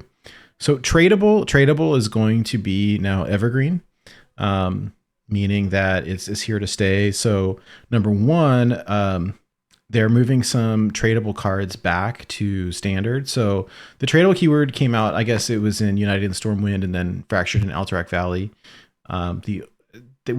They're pretty good cards. Anyways, so starting this year, tradable is going to be an evergreen keyword, and they're going to start printing more new tradable cards this year. So that's what I'm excited about. I think that's pretty cool. I like the mechanic. It's very handy. I don't know. I play Rustrot Viper in a lot of decks. I did anyways when I was running either like the Reno decks or like the Shutterwalk Shaman. At the time, like there was a lot of Fish Rogue or whatever else, and like I just like the utility that if you get a card that you don't want, like you trade it away and get a different one. That's super cool. And some of them get buffed when you do that, right? Like it. Yeah, impending like shipment or whatever. Yeah, there's a few. The rogue weapon. The rogue weapon that reduces the spell in your hand, right? Yeah. So yeah. No, good keyword. Just like I hope I don't see it on tech cards, kind of like they did with Rustrot Viper, because it kind of makes the tech cards too good. Yeah, that's why like Rustrot Viper is pretty good, because even if you don't use it, like you just trade it, right? And it's still a spider. Yeah, tech cards should be bad. It's still a spider tank, right? So, anyways, in some bad news, there is going to be no wild stream this time around, which I don't know. I don't think I was going to be able to participate anyhow, because like work is super busy right now. I don't think I could have taken the day off for it, but they because they hate us. Be honest, Nate. Because they hate us. Yeah, maybe. Well, so here's the tweet from Alkali. It says, "Hey yo, just wanted the Hearthstone community to hear it from me first. Wild will not be part of the theory crafting this year, but please watch the Year of the Wolf video here. We do have cool things coming for that mode. and then the second half of this, I'm just reading her tweet, so then we can talk about it. She says, couple of things. It's important that players have a great experience with Wild in TC, meaning theory crafting. We simply didn't have enough players to split the queue for different time zones. This meant players in all regions couldn't make a proper time slot. All had to play in the same time slot. This means we weren't thinking globally, even though that was our initial intention, and we weren't playing fair, and those are things that matter. Some regions were playing in the wee hours of the morning, 3 a.m., yikes, and that is not a great player or viewer experience. Less players meant increased queue times and seeing the same players more often, which led to less variation in matches. Even if we added more players, it wouldn't have been enough for a fix. We can do better, and we will. You may not see Wild in this event, but stay tuned. We've got plans. We see you. Big love. So, okay. It's interesting. I will say, so we were honored to be invited to the last 2 theory crafting events, which is really fun. So we did it for Sunken City. We did it for Castle Nathria. That was really, really cool. And it was, and we did it for this past one too, didn't we? I just didn't run it because it was in the middle of the afternoon, and I had to work, and I got home from work and joined it late. Sheep and I guess just left work a little early that day and started it up, and then you popped on. After. So we've been invited to 3 now. It's really cool. And big love to their community managers. It kind of like she was saying though, there was not a lot of people playing. You end up queuing into the same people over and over, and there's one, and some people concede to you all the time. Yeah, I was gonna say they give you some rules, right, that you're supposed to, and one of the rules is don't concede because people are making content and no one wants to watch that.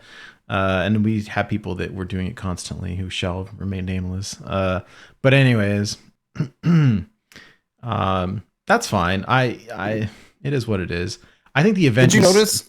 Sorry, I just wanted to point out in her very last tweet at the bottom of this chain that you just read. Yeah. When she said, "We see you, big love." That's the second time we saw the word "big."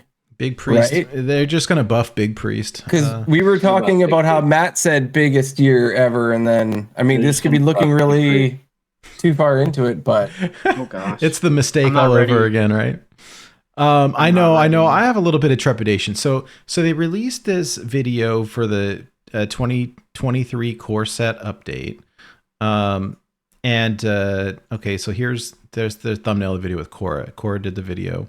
And they go through it, and I missed it. So there's like a blink and you miss it mention of Wild, where she says that we are going to breathe, I'm quoting, breathe new life into memorable cards, whatever that means, right? So maybe they get changed, maybe they get buffed, maybe, I don't know.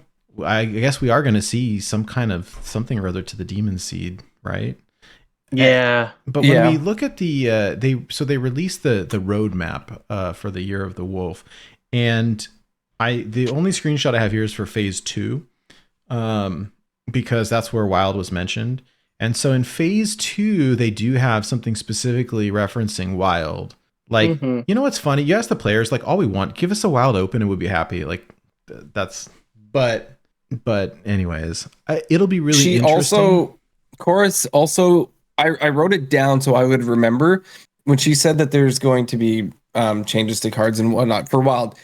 She used these exact words: new and updated cards. If they make like when talking about Wild, new, the word new was used when talking about Wild cards. If they made new cards that was like only could be played in Wild, that's crazy.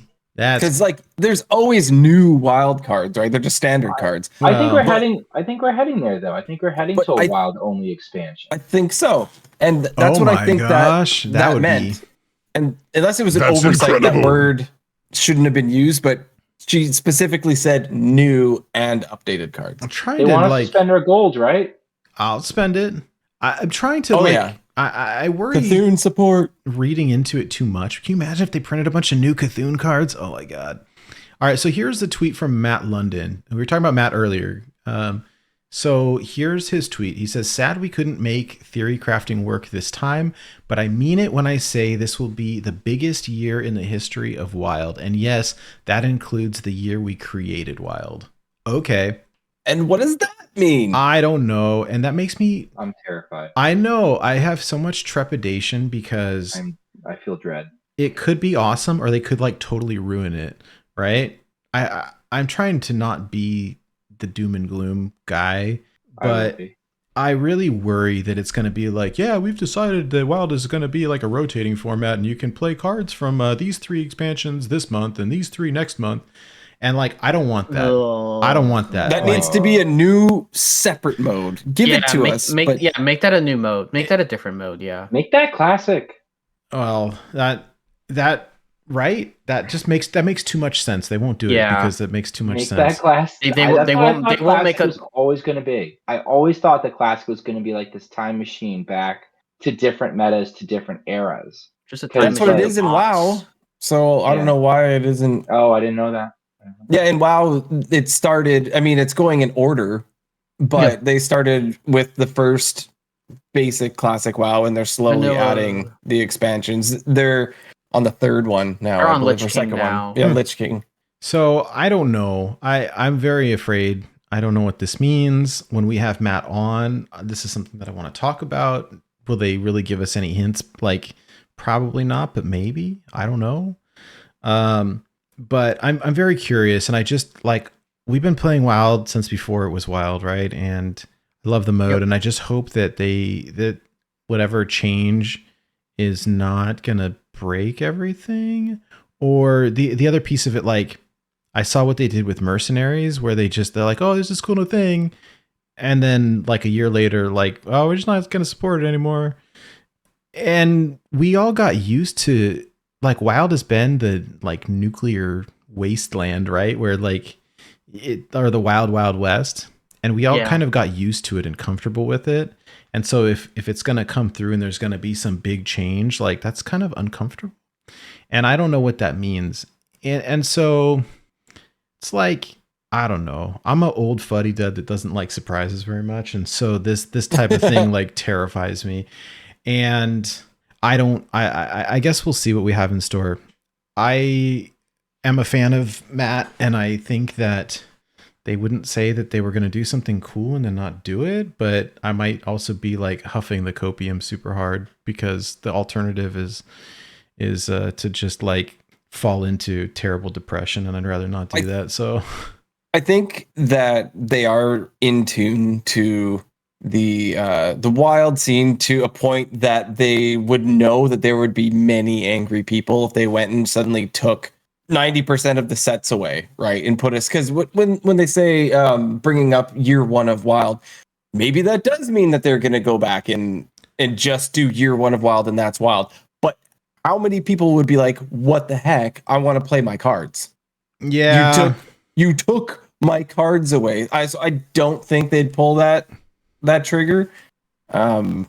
It's gotta be something else. Like it could be, but like they listen to us on Twitter and whatnot. Like we obviously very outspoken, some of us more than others, but that seems like hey, do you want to make the Wild community angry? Do this thing. Sort of attitude. Yeah. So I don't think they would do that. I have to say that, that meme of like the drowning kid in the pool. And it's like the mom playing with the baby up here, and then the kid's drowning over here, and everyone's like, "Oh, it's the thing on the bottom." And then there's the skeleton on the bottom of the pool, right?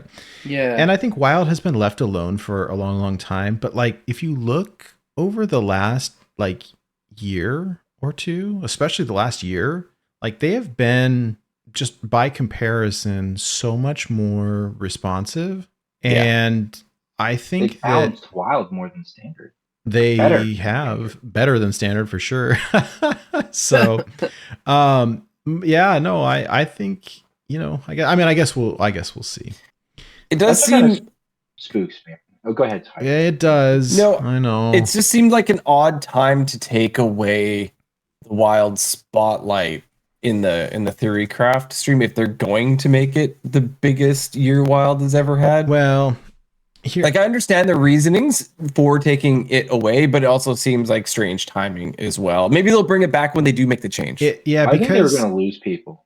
Because Corbett straight up was just like, I never want to pull an all-nighter again.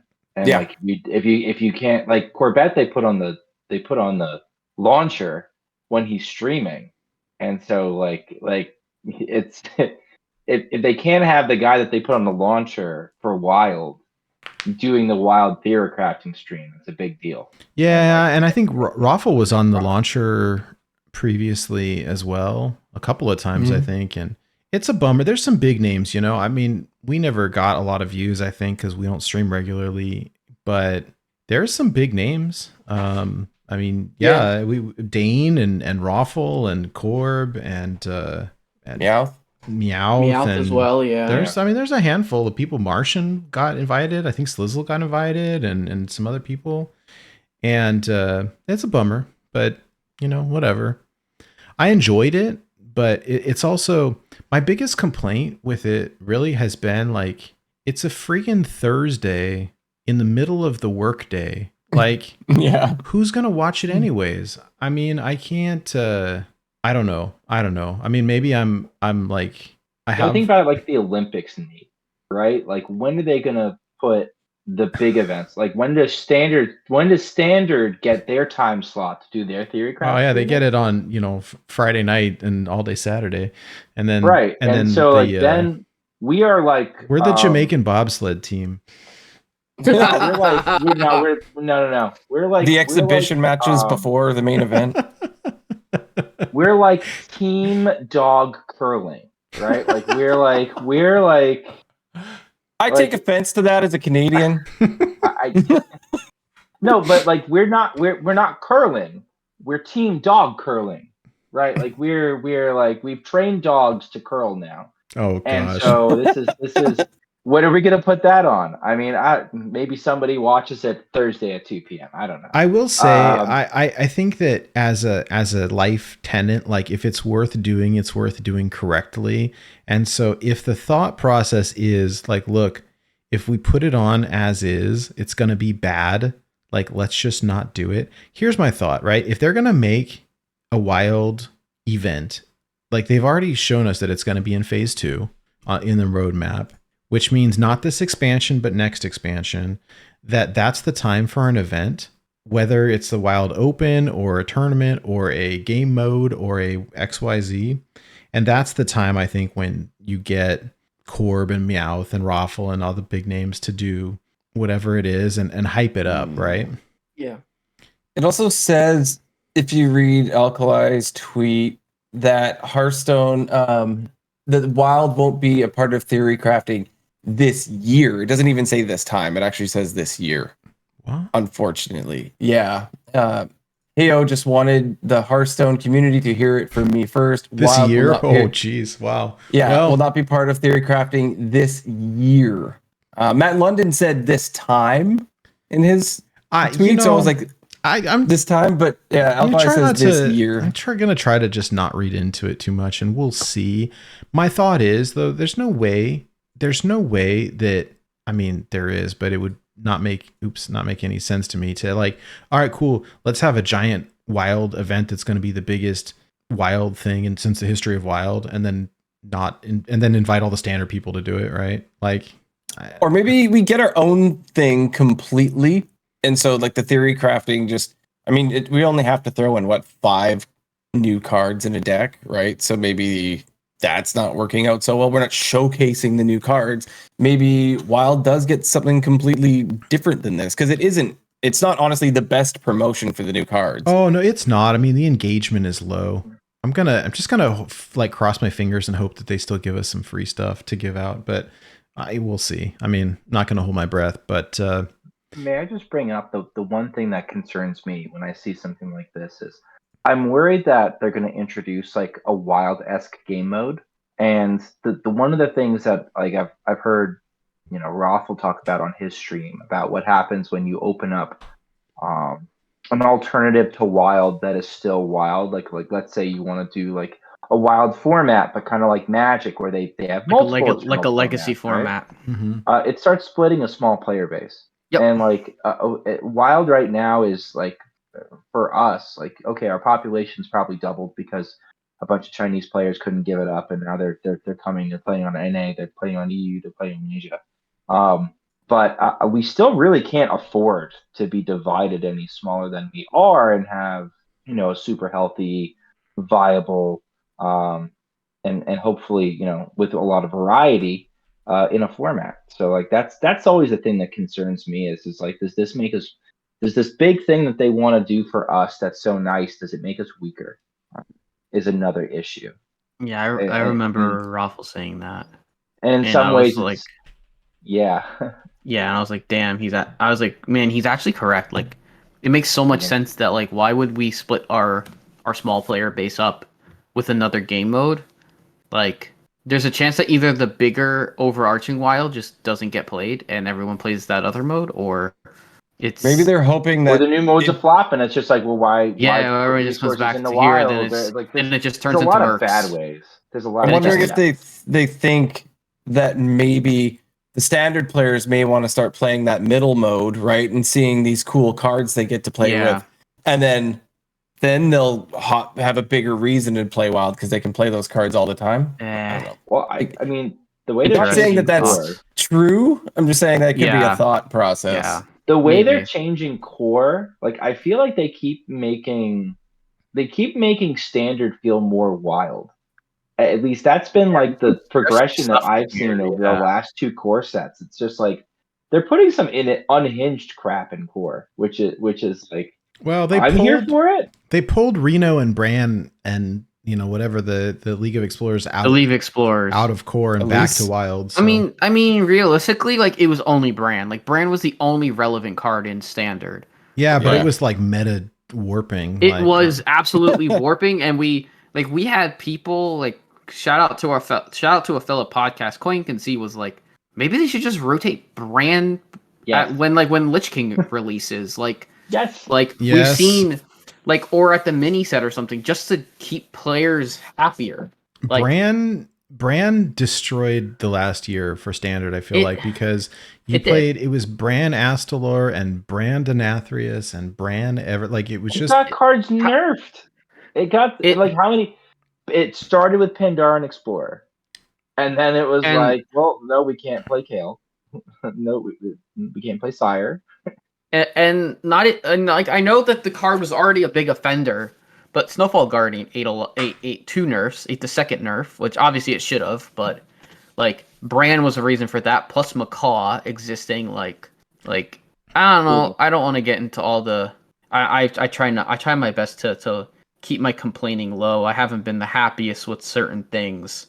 They made all these cards for an entire archetype and then nuke that archetype to the ground, and there's been an entire unplayed class in standard since Voyage in Warrior. Yep.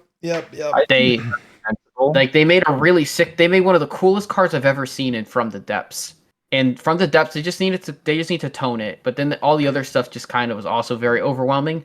So they nuked Nelly, they nuked like Shield Shatter, and all this other stuff. Like, and they murdered my boy Raid the Docks. Yeah, Raid the Docks as well.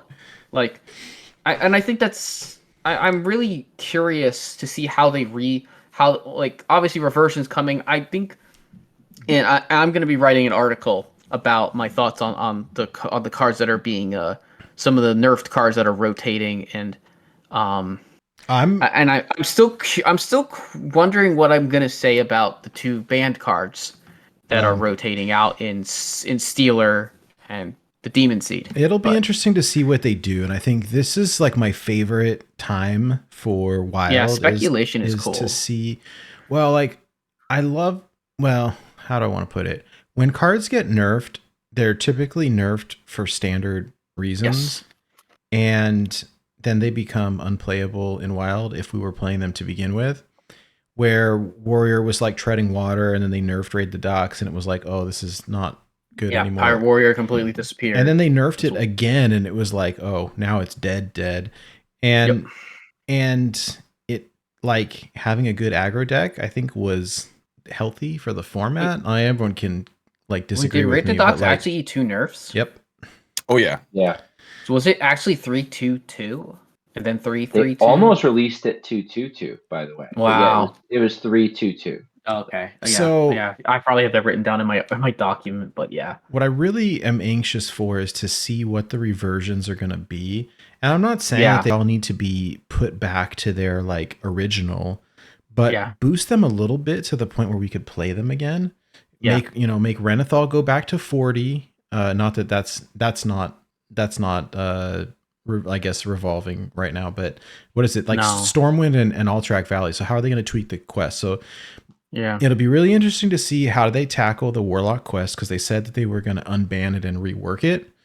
And then it'll be really interesting to like, I'm hoping that they do something with Raid the Dock so that I can actually play Warrior again, because the class is not playable at the moment. Give Have a Olga the relevant big butt pocket again. pasta when we're ready. Mancrick? Yeah. When Yeah, Olga 310. Olga pops out. 310. So- Yeah, make Angry Mancrick 310. That would be absolutely, I think that'd be pretty okay. I do have on the screen, I can't read it because I'm old and it's too small for my eyes, but like Oh, okay. there's a list here of cards that are getting changed for the core set. Gotcha. I don't know, like none of them really stood out to me a lot. Hex back to Gray. I think, Babbling Book is going to be a 1/2. I mean, the some of the priest ones are pretty good. Well, the priest is getting a rework, right? So this is going to be interesting. I think where the only Like the operative buff is really good. the only thing, yeah, I think that the overall the slight tweaks, like, hey, we're going to give this one an extra attack, we're going to give this one an extra health. Like, I don't really care too much about that. Yeah. Like, okay, but whatever.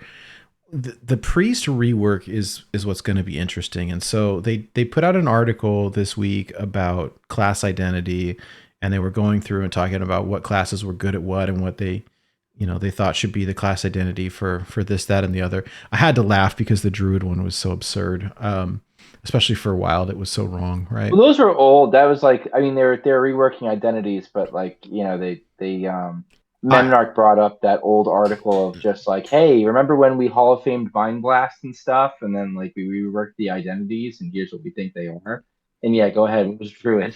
Oh gosh, I'm trying to find it because I scrolled in the chat. Probably mentions beast capacity. Large minion removal. And Yeah, they don't Oh have no! it. Yeah, here it That's is. their Here it is. weakness. Yeah, this is the great one. Yeah, Druid. It says attuned with nature. Druids rely on the magic of wild, massive beasts and swarms of woodland creatures. Their toolbox allows them the versatility to pivot from defense to aggression. However, they have limited ways to deal directly clear out minions. Strengths: mana generation, giant minions, minion swarms, card draw, beasts. Weaknesses: destroying big minions and board clear out. I'm just cackling over here, like between spreading neutralize and poison seeds and spreading plague. I'm like, are you joking me?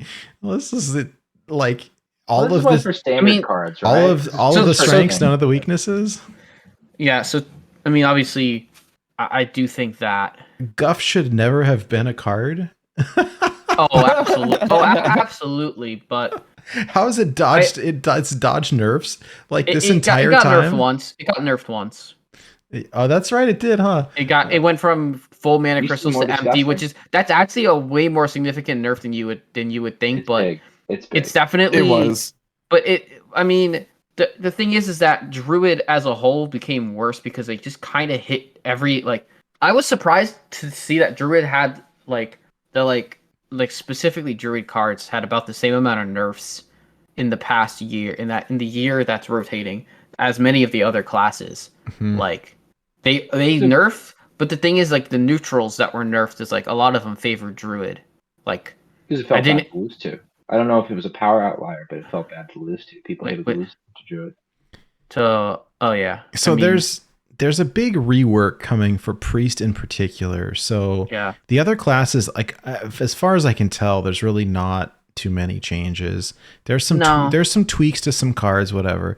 There's a bunch of stuff coming back to the core set. Ziliax is coming back to standard. Like, Yeah. that's cool. Ziliax is an awesome card, but the one that I think will be interesting that will overflow into Wild is there's a rework on Priest So the new keyword overheal is going to be evergreen, and it's going to be in the core set this year, and they're reworking some cards, and that will potentially change the class somewhat, just because some of these effects are pretty crazy. We'll talk about a card in a few minutes that I think SchmoopieDaddy wanted to address in particular, and yeah, it'll be interesting that Priest is getting like an updated class identity. So, may I just real quick share a copy pasta that was relevant to our warrior discussion earlier? Please. Yeah, I think it's relevant.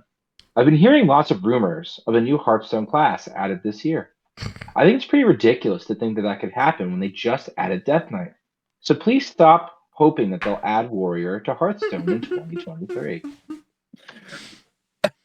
Oh, it's amazing. Yeah. As soon as you said that, I was like, oh my gosh, that's so perfect. Yeah, I don't know. Like, it's crazy. There hasn't, like, not to harp on it, but I've been waiting to share that, and I was just like, well, this should.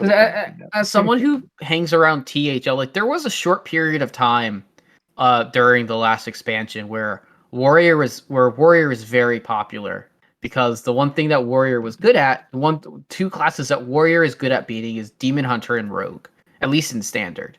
And wouldn't you know, the two best decks in the format were Miracle Rogue and Demon Hunter, both classes that they can hang with. So it was meta for a little bit, but however, as soon as those classes got nerfed, Warrior went right back to not being played. Yeah, there are some people who are like just good at playing the class, so like they'll always play it. But that's, those are like the Warrior mains. Like, it's not a class that I'm gonna look at and say, oh, I want to make a deck and play it. Like Kibler will.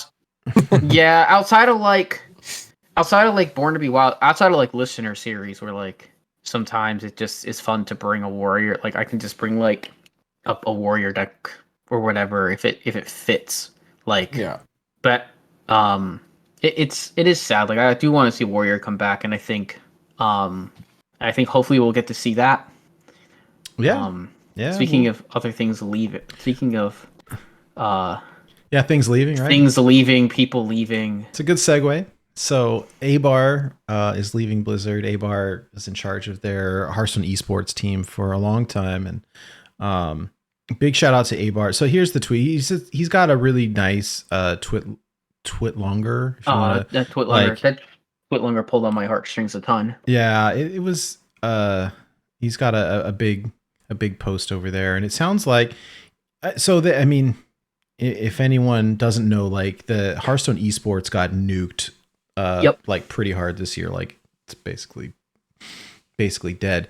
And he was in charge of that, and we had talked about it on the show at the time, and kind of, I don't know. I mean, there really isn't much to say about Hearthstone esports for Wild, but we were talking about the contracts and kind of going down a rabbit hole. But I do like Celestalon's comment here. He says the positive impact that Abar has had on the Hearthstone esports over the years cannot be overstated. We all owe you such a debt of gratitude, my friend. Cheers, and the best of luck in the future. And yeah, I mean, I agree. And in his Twitter post, he had mentioned, like, hey, when the Hearthstone esports thing was like, going down, like, they offered me different positions or different paths in leadership or whatever it was. And I just, it's time for me to do something different. And so it wasn't, it was pretty cool of him to share that, because he really didn't have to. But I want to give a big shout out to him as well, because he's the one that greenlighted our listener series. So when we started running that, their kind of like independent tournament series thing has undergone some like changes throughout the years, but historically you had to get like a license to run your tournament series, and like you had to submit an application and all this stuff. And so everything has kind of been shifting over the past couple of years. And so I had reached out to him about a year ago, asking just to make sure that we were good for the listener series, and he was quick to respond and gave us the green light, and was like, oh, well, this is really cool, actually. And it was neat. So I want to give a shout out to Abar, but I think that he was pretty instrumental in THL as well. Yeah. Yeah. It's now called Team Hearthleague. It was called Team Hearthleague for a very long time upon creation. However, and I'm guessing that A-Bar had something to do with that, also probably getting green lighted or along the way. But that I mean, literally. I was part of UHL when we were told you can't be a league anymore, and we all had to change our things. So just like UHL, like Nate mentioned, THL, when Grandmasters League was created, Blizzard, or I don't know if it was Blizzard or maybe it was Activision. If Activision was a part of, if it was Activision Blizzard at the time, they sent out cease and desist letters to everyone who was called a league and said you have to change it. So THL became Team Hearth Legends for a number of years. And I don't know what happened. I would guess A-Bar had a huge part in this along the way, but about sometime like last year, I think R-Hat and A-Bar were talking about something with THL, and A-Bar said, you guys are free to call yourself a league again. And it's pretty incredible. I mean, he's done so much for That's HSE incredible. sports. Yeah. sorry. Couldn't said any better. But like, I mean, reading his tweet longer, I was just so inspired by his openness as a human being, the vulnerability he left himself open to, talking about his struggles with his mental health and his thought process towards himself. I would encourage everyone to read it. It's a great read. He goes into the Hearthstone side of things, but then he also goes into his the personal side of it, which was really neat. And I wish him the best. I've never had a personal interaction with him, but from everyone else who I've heard from, he's like been nothing but great to work with.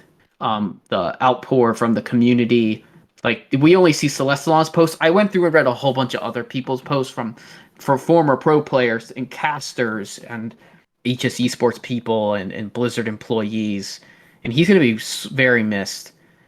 He even said that he didn't leave immediately after the esports announcements.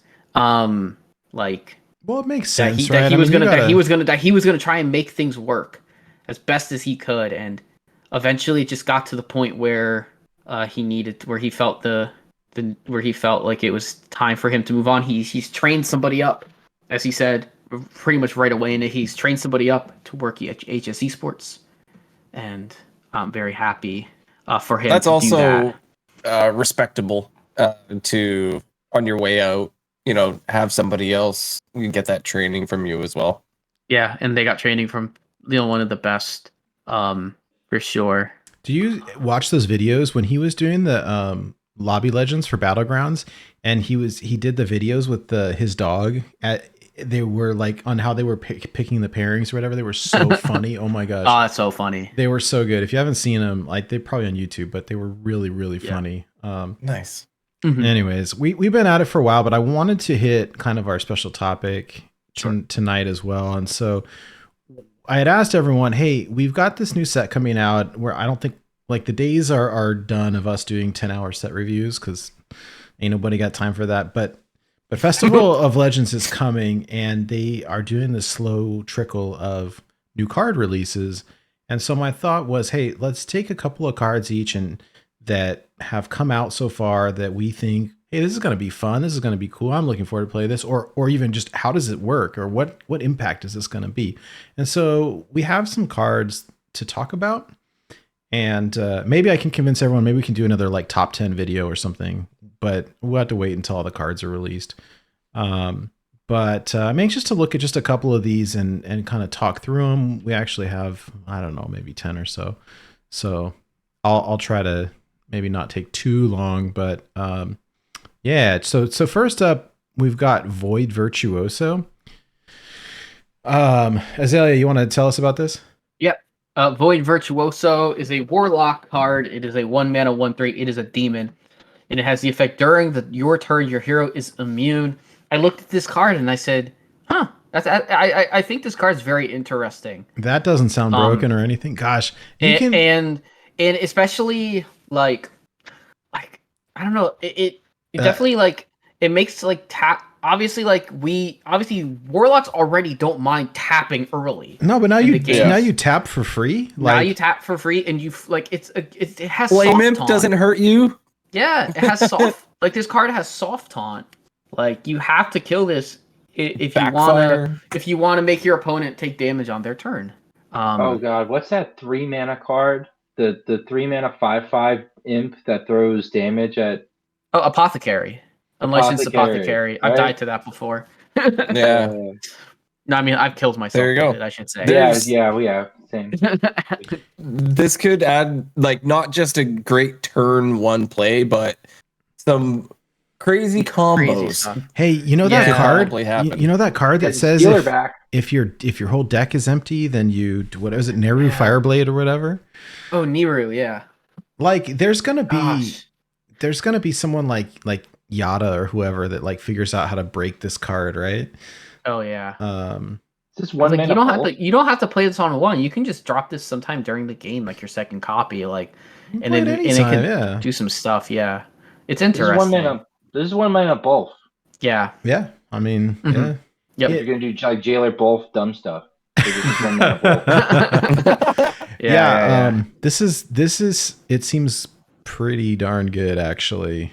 Yeah. So and Jailer both is funny. Gross. But, well, I don't know. You know what? It's tutorable because it's a demon, so like you can play sense demons and you can. Yeah. So like gross. I tried to play Cube Lock on ladder and I lost 5 in a row and stopped playing it. So. Oh. But one day maybe. I remember when Cute Lock was good. Cute Lock was a deck. Yeah. All right. There is a great saying that has a curse word that I will not say. But dude, Curse Lock is broken. Yeah. It was a fun deck. Yeah. All right, this one looks fun. The Shaman card, right? Jive Insect. Jive Insect. The flavor is so good. Oh, it's so perfect. And you can see the card I was assuming is up on the screen. They even have like a silhouette of Ragnaros in the back. Yeah. Like I saw this card. I don't think this is going to see much play. It'll definitely be. It's definitely just great.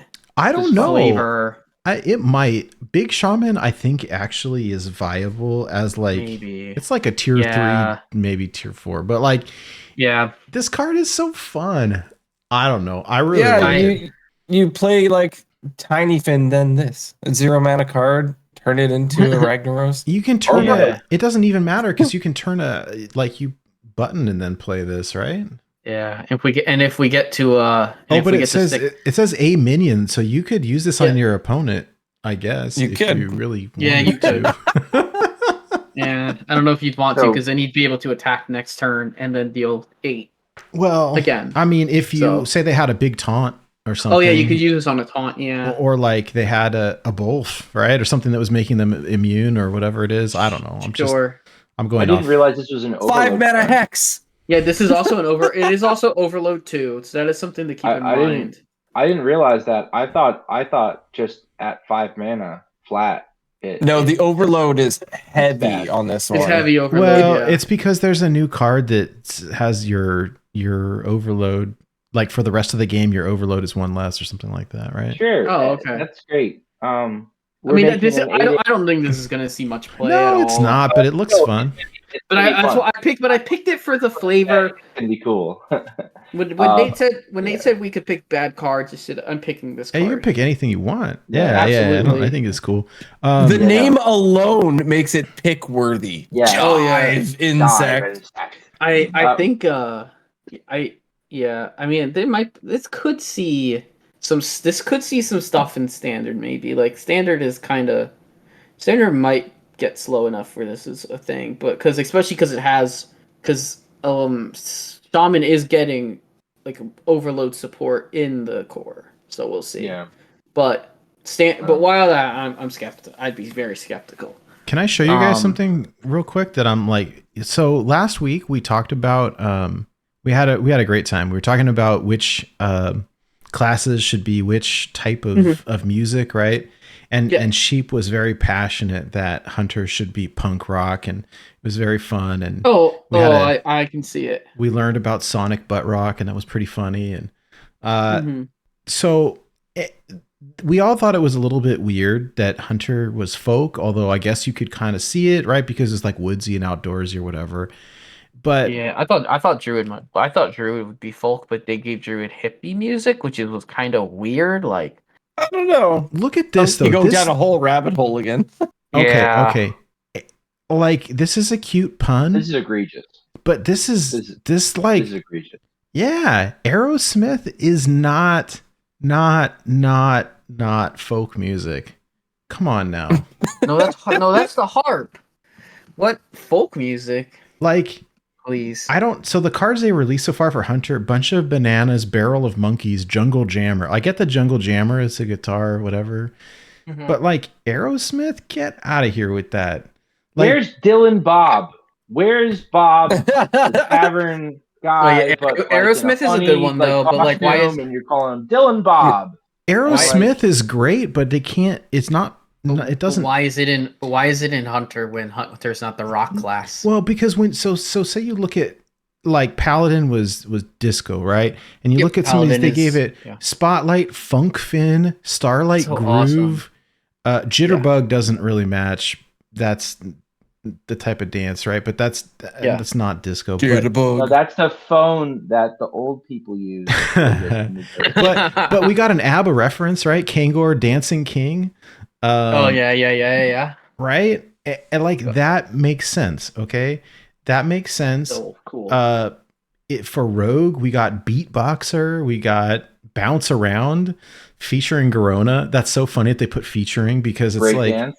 Is it breakdance? Bounce Around is a jump around, like it's a House of Pain reference, right? Yep. You got breakdance, rhyme spinner, like, okay, those work. Shaman, right? We got Jive Insect, like, all right, that's cool. Jazz bass, like, all right, okay, cool. Warlock, we got the opera soloist, the virtuoso, Rin, orchestrator of doom, like, those work. The warrior, okay, verse, riff, chorus, riff. Black Rock and Roll is such a good title. It's so good. Like, okay. And then I see Aerosmith, and like, I just cringed so hard. So I'm just crowbarred in there. Like, they couldn't come up with something else. Yeah. But at the same time, you don't want to close your eyes. You don't want to fall asleep. You don't want to miss anything. I don't want to go to sleep. Oh, that's so good. So Emo has a great Fall Out Boy reference. The legendary card is called Going Down Swinging. It's so great. Yeah. So great. Nice. They made a sugar going down reference. Oh, yeah. Bro, that's so good. Right? Okay. Like, I didn't see it. See, like, they can do, like, those are wonderful. It's just the Aerosmith one is just, it's like, it's egregious. It's out of place. It's so, that's, they well, I mean, it's because it's Hunter, right? Hunter's use arrows. Like, put it in Warrior. I know. Aerosmith is like rock. You could get away with it there. It's rock and roll, man. I know. It's just the Hunter hero power. That's why it's there. I know. Yeah. All right, whatever. Yeah. Speaking of cool names for cards, why don't we go to? All right. I'm sorry. Yeah, I went down a. All right. Just you wait until I have 10 mana. Yeah, and it's so perfect because it does have 10 mana. And, it's been a while. No one actually really played Millhouse Mana Storm. I mean, I think for a while it was in like even Paladin because you could Call to Arms, right? Yeah. With Call to Arms. But anybody else who played that card regretted it. 2 mana 4/4 wasn't worth it because you don't want to reduce your opponent's spells. But this one reduces your spells and by a lot. So it is 10 mana, right? Minion, DJ Mana Storm, 8/8, Battle Cry. Set the cost of spells in your hand to 0. And after you cast 1, the others go up by 1. So I imagine that this continues to happen as you play a spell. So you play a 0 mana one, then your next one is a 1 mana, then your next one's a 2 mana, then a 3 mana. It like cascades, Yeah. So, but yes, you do have to play this on turn 10, right? So then you can't really do whatever you want to do till the next turn, unless for some reason you're going to have a time warp happening. But the fact that this reduces things by so much, and mana cheat has historically been broken in Hearthstone, just gives me the chills a little bit. This could be horrible, but it has that potential, right? Like, because now the next turn, I don't know, like, there's so many different cards that are going to get reduced. You'd have to figure out that order, turn, right? So you can play him, and then you're going to play whatever you want for free. Yes, so you can play one thing for free. Card as it's 10 mana, you get a giant, but also you get one card for free, whatever you need for that particular utility, which is like it's an okay battle cry for a 10 mana minion, right? Isn't it? What is that mage legendary that does that? The dragon, the blue dragon. Is it Calicos or?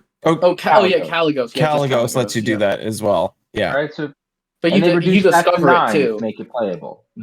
Yeah, you discover it. You have to have the spells in this, but like I don't know, it doesn't seem bad to me. I mean, it seems slow, but oh no, it's slow. It's a standard card, right? But like, I think it's a glass cannon because the next turn you have 10 mana, right? So you can play a 1 mana spell, you can play a 2 mana spell, we're up to 3 mana. Play a 3 mana spell, we're up to 6 mana. You can play a 4 mana spell, so you can play 4 spells on your next turn, essentially. Now, like, you can only run 2 Pyroblasts. But like, well, it's a standard card, right? You put in the big spells like the one with tradable with the dragons. Drakefire. Yeah, but this is a wild podcast. But I don't think the big spells are sticking around that much.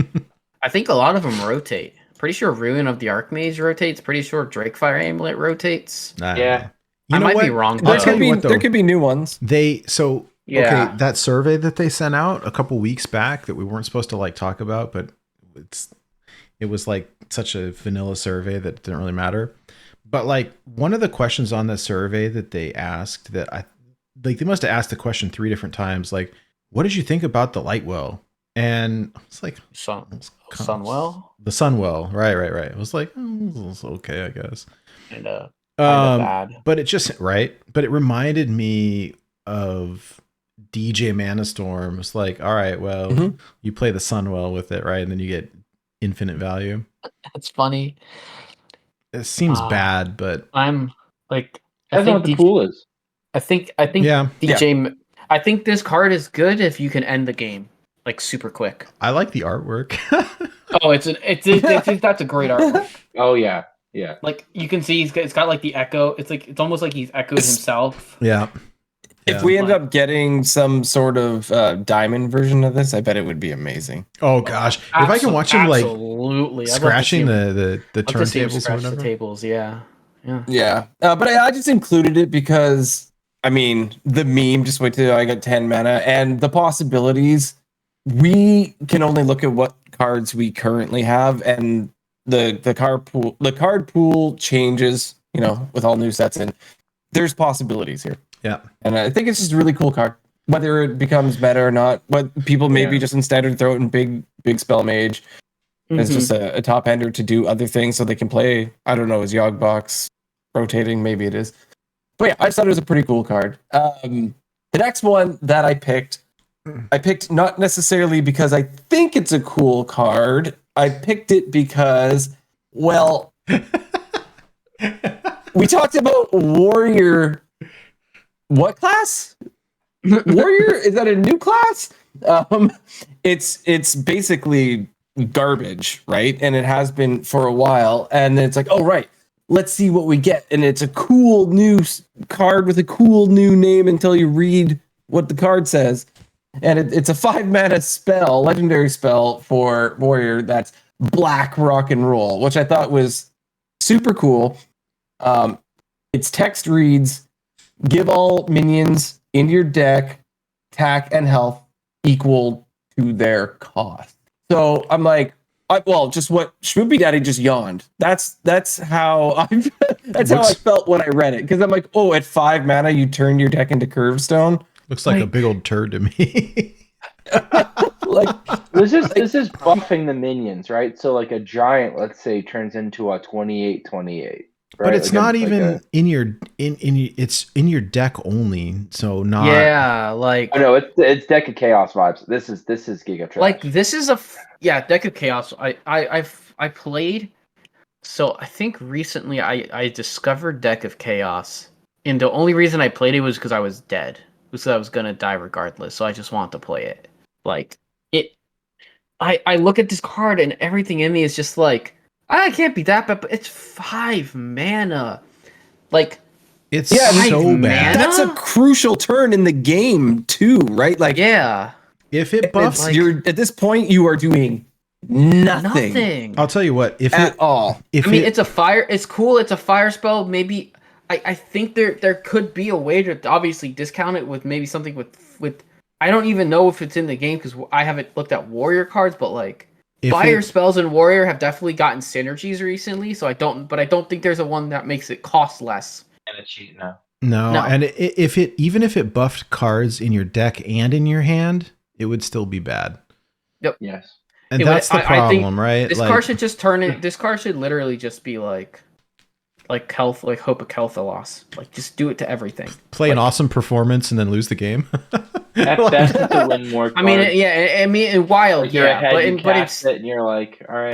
But in standard, there would be some, like it would be playable in standard if it buffed everything because, like, at least like your stuff that's on there is just all of a sudden a lot more difficult to deal with. Odd Warrior. That might be maybe they're looking at it and saying like we don't want to do this and we don't want this to destroy standard. It makes your Baku really big. It does make your Baku really big.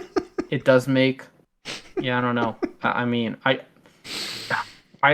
looked at this card and said, this could be interesting, but I don't know. Like maybe there's something that it could work with. I just wish it didn't cost 5 mana. Labore Sangre really loved it in like a big warrior.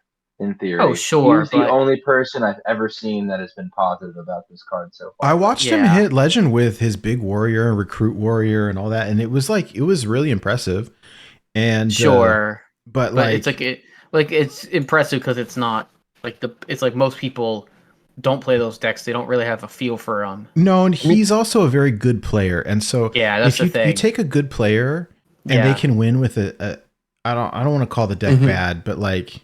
It's not good, right? No. But like a tier 3-4 tier niche. 4 deck. Like he's winning with a niche deck. Like I mean, Labore is famous for like stuff like Giants Shaman. Like decks that are neat. Like, he's very good at playing and obviously a great player. He could if he wanted to, he could definitely hang up there with everybody else playing the most top the top one tier 1, tier 2 stuff. Like I mean I would love to see something like that that be played. That'd be pretty sweet. Like I used to love playing Big Warrior back in like 2020 when it was in standard with like Rattlegore and like Troublemaker. Rattlegore is one of my most favorite cards of all time. Well, let's talk about a good card here because let's talk about that stuff. Let's talk about what Schmoopie has. I think it's very relevant. Oh yeah. So I didn't actually pick new cards from the set. I picked cards that are changing significantly based on the changes to the core set. Yep. This first one's a complete rework. They changed this card from gaining +1 attack every time a friendly character is healed. Yep. To which could be disgusting at times. Like I've seen this guy get big. Okay, I've played the Innkeeper. To 1 mana 1/3 overheal draw card. And for those at home that aren't 100% sold on like how overheal works, I thought the minion had to be damaged and then healed, but healed past what they normally would be healed in order for the effect to trigger. Turns out that's not the case. If you cast any kind of healing on Crimson Clergy while it's at full health, you're going to get the overheal effect. Now, what? Yep, that's how the card works. It works. doesn't have to be damaged? Nope. Now, it doesn't have to be damaged. The effect is draw a card. So effectively, what are we looking at? We're looking at a 1 mana auctioneer. Think about all the cheap heal spells that you have in Wild and how many of them that you can spam. We've got Renew. We've got the 0 mana deal. Yes, okay. Now Hydra's getting unsettled. I can see it in his eyes and in his body language. Okay.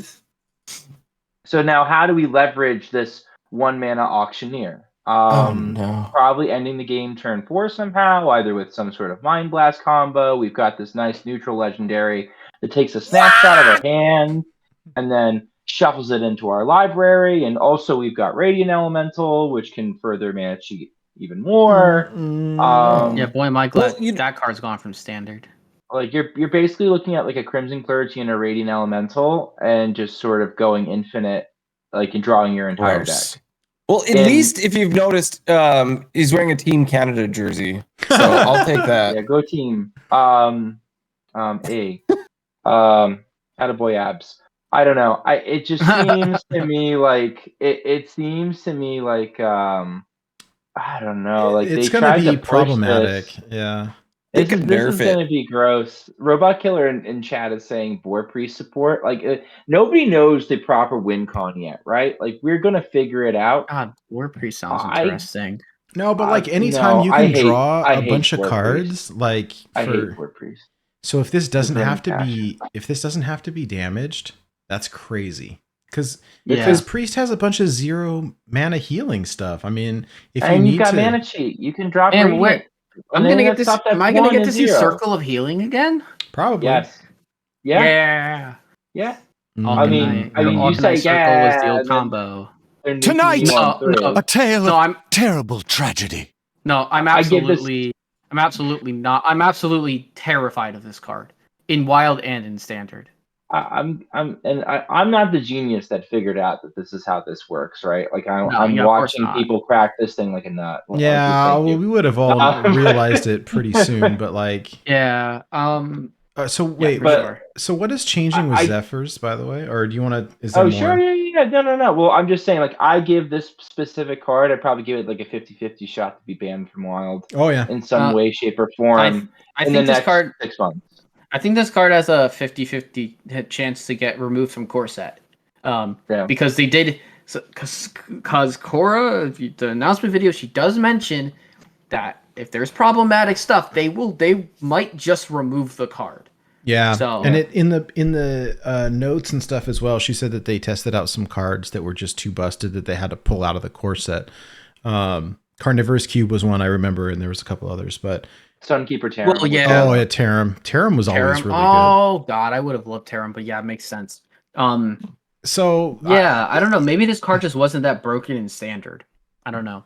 Well, that's what I'm thinking, is that it wasn't that broken in Standard because you don't have the mana cheat. But like, drop this on 1, heal it, and draw a card on 2. Palm It's reading. gonna get pretty obnoxious. Palm reading just makes pretty everything quick. cost nothing. So it's just a better. Yeah. Oh yeah. It's just a better cleric, right? I mean, yeah, it's better. because I it don't know if doesn't I don't. Yeah, I could. because it doesn't better, have to be isn't it? damaged to draw a card. It's actually worse when it's damaged, though. Yeah, all right. But you But- run both.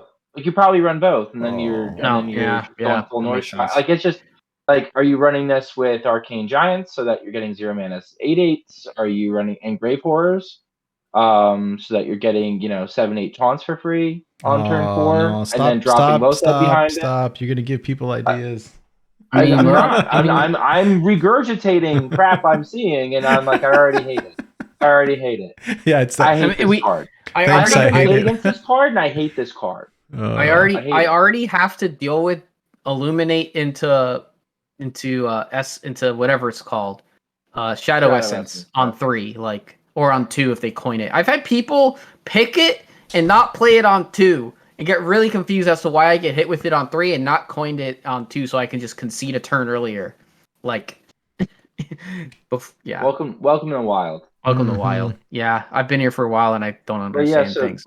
my next card, since we're gonna just sort of scrub this from our memories and then we can look back at the footage later, is I'm really excited to play with Zephyr's the Great. You might say, Snoopy, that's not a new card. But he is getting majorly buffed. They are changing a lot of old cards and buffing them. What's the change? I didn't know this one was changing. Oh, well, Nate, he has access to any cards that are like basically classic, right? So if you take Fan of Knives and you change it from being a 3 mana deal 1 draw a card to a 2 mana deal 1 draw a card on 4 mana against a Pirate Rogue, if I'm, let's say, Reno Quest Mage and I'm trying to survive and everything on my board has 1 health, Now, when I play Zeph on 4, instead of picking that really awkward arcane spell that Mage has that sucks, I'm going to get Fan of Explosion. Knives. There you go. Yeah. I'm going to get Fan of Knives, and I'm going to actually draw a card as well. I see. He's going to have access to 3-mana Hex. 3-mana Consecration. Have access to, what is it? 3-mana Consecration. Oh, dear goodness. They put Consecration to 3? They did put Consecration to 3. Yes. Consecration's at 3. He's going to have access to Black Knight at 4. This guy's going to get completely reworked, and this is Highlander support. And I can't understate this. The curve is getting lower, which means that he's getting better, and the situations that he can deal with can happen sooner. So I'm excited to kind of play with Zeph a little bit.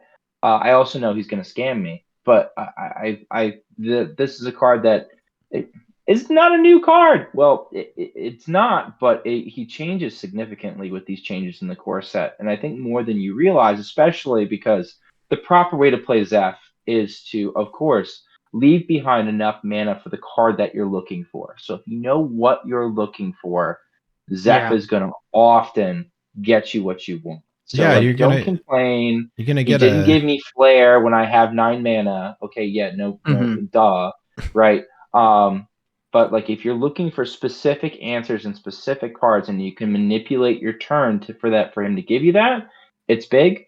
And a lot of the answers that are now available are easier to do that. You'll get a Temple Enforcer and 2 other cards. Yeah, and how much mana you're working with. You know what though? That's a really good point. I think you had a good point there. I mean, I'm joking, but I think that all the change, it's going to take a while to get used to. I play a lot of Reno decks, and it really is going to change everything. And having 3-mana Consecration actually is huge, and the 2-mana Fan of Knives, like those are massive changes. So you can play Zeph on 2 into a board full of 2 health totems, and I bet you one of the options is Consecration for 3. I bet, because you have 3 next turn. It makes sense. Right now, it would be like Backstab, Wild Growth, and Lightning Storm, and I bet you instead of Lightning Storm in a lot of cases, it's gonna give you Consecration. Yeah, because it's not gonna have the overload. It's better. Yeah. All right, I have a few cards to talk about. I'll try to go quickly because I brought too many, but and then I thought of another one. Sorry, but there's some interesting cards. I think some are going to be like actually good, and some of them are going to be like I don't know. But this guy, I think I'm a little bit terrified of. This is Instrument Tech, 2-mana 1/2 Battlecry, draw a weapon. Yeah, I looked at that. This is a nightmare because like Druid did not need a tutor for their sphere and their twig, right? A neutral tutor to draw out their combo pieces. Like, I was get out of here. I looked at that and I said, I looked at it in like within like 2 minutes. I was like, this is Twig Sphere tutor. This is bad. You remember when they printed Juicy Psych Melon? Oh, Juicy Psych Melon. They were like, hey, you know what's 8, 9, 10, like 8, 9, 10 mana? Already hated ultimate infestation. It was the whole Aviana Coon combo. Like it just drew you the whole, it drew you the whole thing, Coon. Right? And it was like, that was Malago. Yeah, Mali Druid, right? Like, do you guys know how to count? And so when they do these, like, I swear they don't test for wild. They test for standard, and like this is fine. Standard doesn't have good weapons. Well, and it's fine when you like tutor weapon is one thing when you like have a bunch of weapons, but like in a class that is running the weapon specifically for the combo, like this is probably only good in Druid, right? But it draws me my combo pieces. So like you're gonna see people play this over Shiny Finder and Pirate Rogue, and you're in a lot. I was gonna say it's not a pirate. It would be insane, maybe if it was, but it's not a pirate. If it was a pirate, I might play one copy in like a Kingsbane, like 2 Shiny Finders in this over, let's say, Raiding Party. Yep. Yeah. I like that. Maybe depending on the list, depending on how I want to build the list. I mean, it's a body, right? Draw weapon on a stick. So and you don't have to combo it, and it's like a 3rd Shiny Finder. So I was like, even Shaman. Then I realized even Shaman, if you want to do that, you already have Custodian. You already a better option, Yeah, and I was like, where else could this be? Like, and Anyways, I thought a Twig Sphere. This card's nasty. I don't want to talk about it anymore because it's making me upset. But it's kind of gross. I don't know. A lot of the stuff that we're seeing that's going to be good, that could be good and wild, is making us wince. All right, here's this card's bad. Okay, this card's bad, but like, oh, this is bait. This is like super bait. Okay, Cagehead, 8 mana, 5/1 undead, Death Rattle, summon a 9/9 Blight Boar with charge and taunt. So this is like, it's too bad it doesn't. It's too bad it doesn't have rush. That'd be so bad. That'd be actually good. When I saw this, I was like, 8 mana, Unholy Runes. Like, what have I been playing all week? But maybe like a secondary, even Reno thing. But like, I don't think even Reno definitely it's a thing. I am enticed by the idea of a 9/9 with charge. The playing 8 mana for a 5/1 that is do nothing, like it's Omega bait, right? Yep. White Delight is ecstatic about this card. I am almost positive. Like, he sees this. Doc, yes, this can go into my even Reno Unholy Death Knight if he hasn't already hit 1,000 wins with that and he's done playing with the deck. Well, we all know the. Have you seen Blue Train's flow chart? Yes. Yeah. That's all I have to say. I haven't seen it. It basically said does Doc Delight playing it? If yes, then it's bait. If not, then it's not. Not bait. Oh, There's a separate branch. There's a separate branch where it's just Doc. Okay. How to tell if a deck is bait? Like if it's a joke. We all love White Delight. One of the first precursors, though. He's like the Reno Shaman guru, man. I loved his even Shaman running two of. He was running two. He was running a 2 of a card. 2 rats. 2 rats in his Reno you Shaman. guys got rats in core. Yeah, rats is going to core. Yeah, you're gonna get rats nerfed. No, you're gonna freaking hate rats. Everyone hates they rats. will hate rats. Standard hate rats. I have standard players that are like, man, rats is back. Like, people are actually a little excited about rats for some reason. I'm just like, is it even gonna be good in standard? Like, I don't even know. We'll see. Rat is so old. It's a really good card.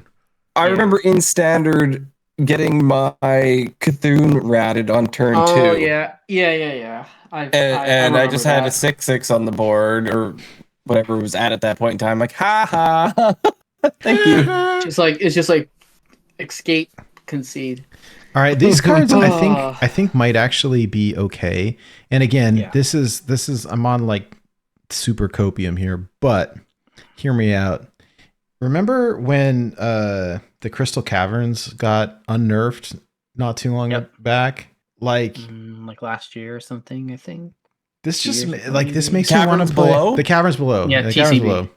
Right? Quest Rogue. Quest Rogue is what I'm talking about. This makes me want to play Quest Rogue because like the deck was already I very loosely I will say viable, but like this is it's support shown for that. Some life recently toward the top meta. I would say these don't belong in that deck, though you probably play one of them or both. This doesn't push that over the top.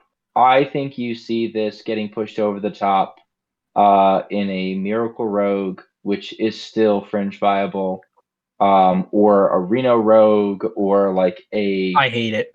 Or like a OTZ style tempo rogue where you're spamming boom pistol bullies and Lothebs and stuff, because breakdance, right? You play your Lotheb, you play breakdance on it, you get your Lotheb back, but you leave behind a 5/5 with rush.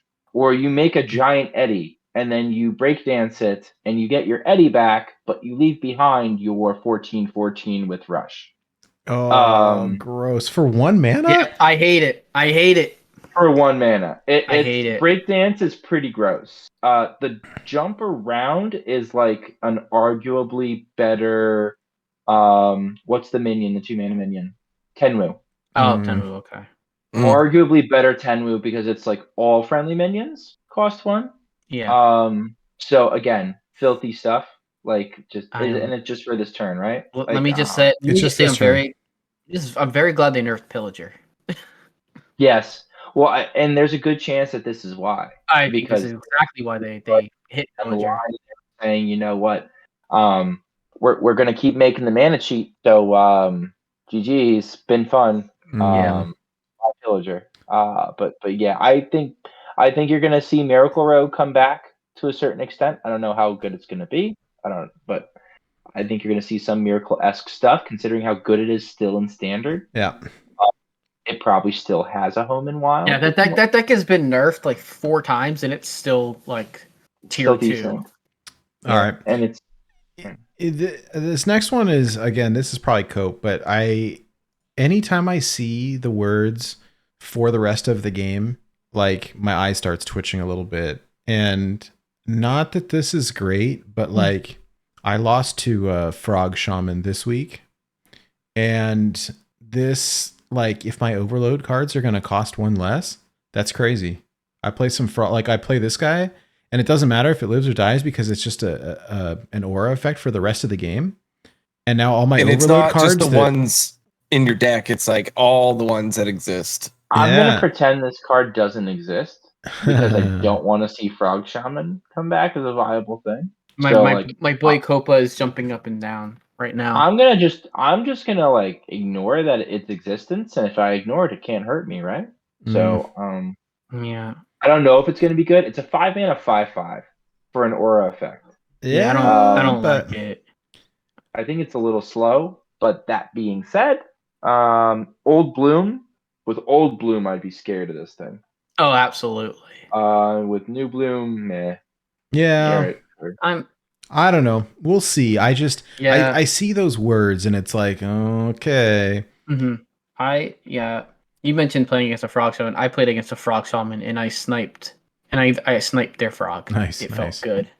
I got so close. I was like, I think I was like 1 or 2 damage away from lethal. Oh no, that's and it was worst. Just like, they cleared my board turn after turn after turn after turn. And it was like, well, you die. But you know what? Even Death Knight does not do well into that little 1 mana, do 3 damage to everything on the board, right? Nope. It's not 1 mana. It does not.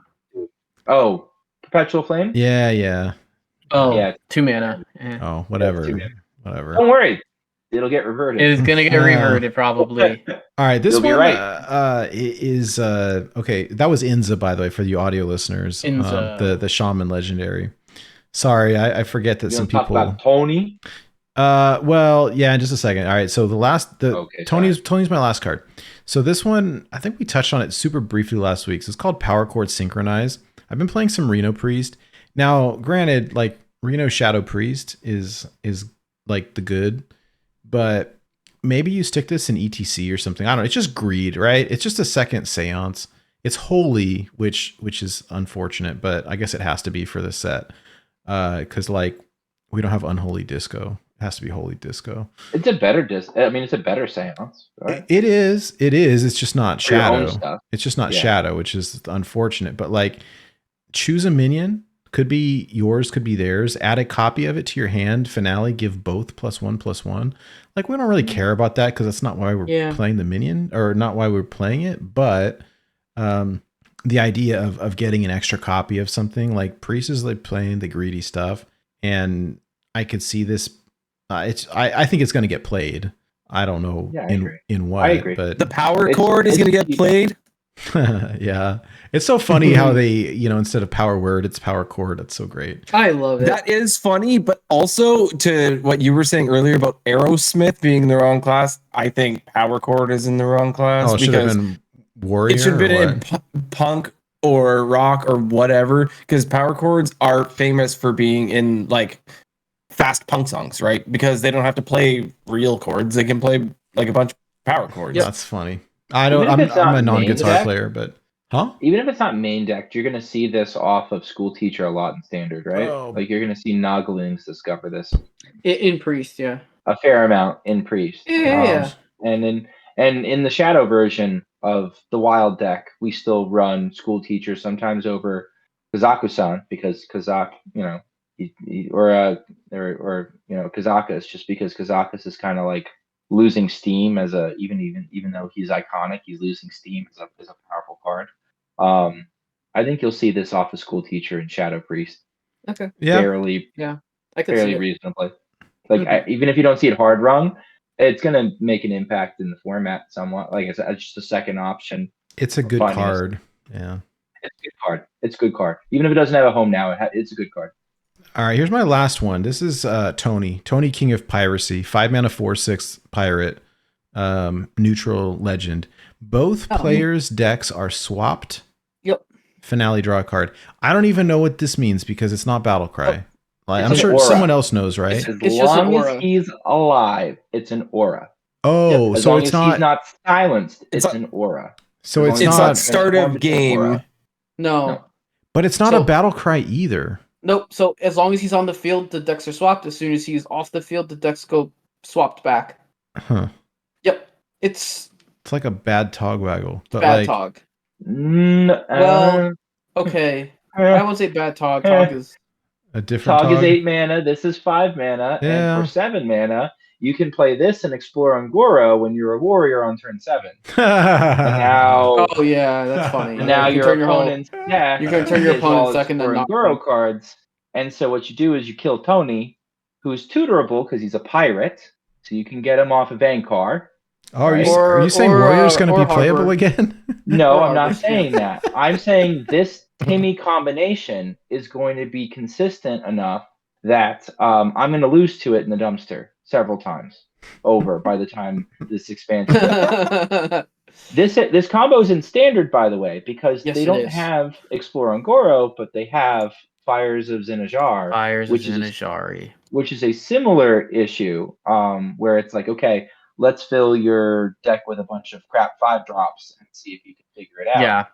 The difference with that is I think Fires of Zinajar is a much better card than Explore Ungoro. Yep. And now that we have Geist, we can also nuke. We can nuke Explore Ungoro, but that's not fair because they have Steam Cleaner in standard, so they're just going to Steam Clean the 2 copies. And I'm sorry, pretty sure you're going to regurgitate all the same information that I just said. But yeah, I don't know how scared they are of this in standard. But people are pointing this out as like, yo, this is a thing you can do, and then we had to grab that. But then you have to run Steam Cleaner in a deck, and that sounds awful. Yeah. Oh my gosh, that's great. Yeah. Well, no, I'm glad that I'm gonna lose to this, but honestly, okay. Sorry, but where this might be good is possibly in Pirate Rogue as a time warp. Like if you think like, okay, this dude needs to top deck an answer, playing Tony down, swap decks. Now he's top decking for my deck. I don't have any answers in my deck, and it's like almost acting like an Elucia. Yeah, but that's a little cope. You might as well just play low. Although sometimes with the Pirate Rogue, especially with like the new Pirate Rogue builds, are not running the card draw. They're not like they cut cutting class, which I still kind of struggle with, but I could see, if I'm to the point where I've played all my minions and I'm top decking stuff, like, cool, let me play yours too. I mean, Yeah, I guess. I don't know. I don't think it's good per se, but I could see the potential upside. Like, it's annoying if nothing else. Yeah, I find it interesting as a card. I think it's a neat. It's a unique design because it's not like Togwaggle. This is going to be like my ransom. It's going to be my free. 6. He's hard to kill. It's going to be my free golden one. No, 4 mana, like 6 health is hard to kill. I think it'll be funny when you discover this, like when you just get this and nobody's expecting it. Raid the docks, copium. This is my like random pirate that generates. That'll be your random pirate. Absolutely. Yeah. You would play this in Pirate Warrior, 100%. Well, I mean, this coming off the Juggernaut would be funny. Because it's not a battle cry, right? Oh man, God, off the Juggernaut because it's going to be active. That's solid. And the finale, that's funny. Draw a card. So like if you play on curve, you're getting card value from it. Now I want it to be my golden legendary. I get. It's not. It's not a bad card. I don't think this is a bad card. I think the effect is powerful and relevant. I don't know how effective it's going to be. But it's not a bad card. I want to try it. So we can't call this one Uncle Tony. Do we call him like Cousin Tony? Yeah, he's Cousin Tony. Yep. Makes sense. He kind of just looks like cousin. He kind of looks like cousin Tony. Yeah, that's great. Well, we should probably wrap things up because we got a listener series match to cast. It's getting kind of late for our East Coast friends, I think. So yeah, dude's got to lose. I'm excited. Though. We get some new cards. It's always fun hanging out with everyone and talking about these new cards. So we'll see. Real quick, I do want to talk about the listener series for anyone who is not familiar. We are running our listener series. It is a wild, free wild Hearthstone tournament series with custom deck building restrictions each week. Main series lasts 5 weeks. Is it 5? Followed by 3 weeks of playoffs. I always forget how many weeks it lasts. 3 weeks. Five main weeks, 5 and 3 weeks 3 of playoff. Something like that. Anyways, it's really fun. I'm playing in it. I'm doing so. This week the theme is the Plague of Undeath, and I do want to play this little soundbite from Goliath the Dwarf for our lore segment.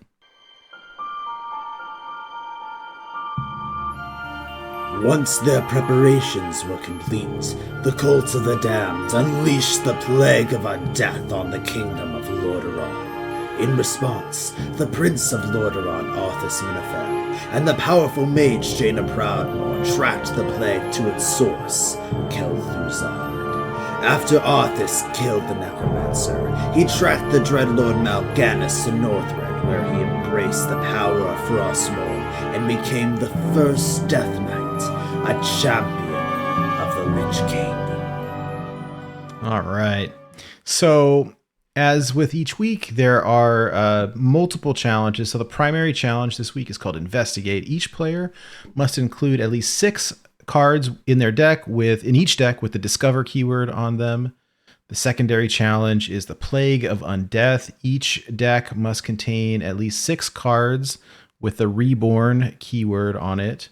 And other rules, because of the theme, the Death Knight theme this week, each player must bring at least, not at least, but one Death Knight deck, and that deck cannot be banned. And then our continuing theme of the Scourge grows. There must be a minimum of 6 undead cards in each deck for each player. So, this is week 3. And we are going to be casting a match live right after the podcast. So if you're watching us live, stay tuned. It'll be an epic battle between SchmoopieDaddy and Stazari. Should be fun. We've got it all queued up and kind of ready to go. If you're listening to the audio version of this and you want to check it out, it is going to be a fully cast match with graphics and the whole shebang, esports style. So we'll have that up on the YouTube channel. It'll post at the same time as the podcast. So if you miss it live, check it out on our YouTube. Should be a lot of fun. The listener series has been a blast, and excited to see where it's going to go. Good luck, SchmoopieDaddy. Good luck to Stazari as well. Looking forward to it. Match for the ages. Right? Anyways, Always friends, fun. that wraps up our show. I love talking, but we've been at it for 2.5 hours, and that's a long podcast. Any final shout outs before we head out? I do want to say a big thank you to AzaleaAkari for joining us tonight. Where can people find you if they want to watch you stream or check out your Hearthstone team or anything like that? Yep. Sure. So to find me on for streaming, it is twitch.tv/AzaleaAkari VT. It's quite long. I will I can type in chat if people want to see it. I'll just do an emote. But yeah, I do stream on Twitch occasionally. And I'm looking forward to your to Amberflight Gaming's event. You said you were doing a upcoming Hearthstone event playing. Yeah, I have this little. I found this is kind of like a. Fun! I'll put it up on the screen. A graphic that was put up on Twitter. So for finding Amberflight Gaming on Twitter, it's twitter.com/aflightgaming. And that's run by Dragon Rider, our CEO. But Dragon Rider and Ron Mexico, two of our Hearthstone people, will be casting an event celebrating 9 years of Hearthstone. What's funny is you can see 3 of the cards there. We see a Undertaker, a Mysterious Challenger, and a Jade Idol. And funny enough, I will be playing 2 of those cards. Nice. In my decks, I will be playing Undertaker and Mysterious Challenger. So So we have decks from 2014 to 2022, all piloted by various Amberflight Gaming members. They'll be streamed on Dragon Rider's Twitch. Sweet. And that's going to be awesome. When is that happening? So looking for to this upcoming Sunday at 1 p.m. Eastern. Awesome. So that is going to be Sunday, March the 26th. Yes. You said 10 a.m. Eastern. 10 a.m. Pacific. 10 a.m. Pacific. 1 p.m. 1 p.m. Eastern. Thank you. You. You also said you had a write-up, an article that you were going to be releasing? Yep. So I'm going to be writing an article concerning the cards that are up for reversion from Forge in the Barrens to Alterac Valley. Nice. I'll be making sure I get that. I'll have to get that written up and done soon, so that way it can get posted up on the website. But look forward to that. We're going to touch on all 9 classes plus neutral, 10 classes plus neutrals. Nice. That'll be fun. That'll be a good read. Yeah. It's gonna be pretty quick. I will say, just to save everyone's time, I'm not gonna make it super in depth on every card, but you'll see. And I think something that'll be good will be to get someone. It'll be nice to have. I wanted to put out a wild perspective on the upcoming stuff, because we put out like a little funny meme. Oh, these cards should come to core. Like, oh man, they should make Guff core. They should do all these other like funny things that were broken and would totally make Standard pretty unfun and chaotic. But I think I'm looking forward to writing more and getting more articles out there. Nice. Well, very cool. We'll be on the lookout for it. I'm excited to read that, and I'm curious to see what I think. Yeah, I'm excited for it. So I'm just one voice, so I know not everybody's gonna be happy, but we'll get it. But we'll see what people think, and hopefully strive up some engagement. Very good. Very good. Yep. All right, friends. Well, that is a wrap for us. Stay tuned for our listener series match, and thank you all again for joining me tonight as we hung out on a lovely episode of Born to be Wild. Nice. All right. We didn't do the wiser words. We can. Hey, somebody say something brilliant. No, it's all good. Something brilliant. Something brilliant. Yeah, I thought that's cool. Hey, Schmoopie, or Hyder, you have your voice mod activated? I'm sure you could. Yeah, I just got to push some buttons. Sure, you could do something brilliant. Hold on. Voice box. What would you like? What would you like? I could just say this. Wiser words were never spoken, and you heard that on Born to Be Wild. I love it. Oh my gosh. There you go. Wiser words were never What's your spoken. name? And Who you heard trades that Pika? on Born to be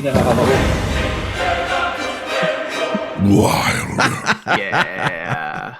I I love didn't even know it. what it sounds like. I have to listen and find out. Oh, it's so good. So that news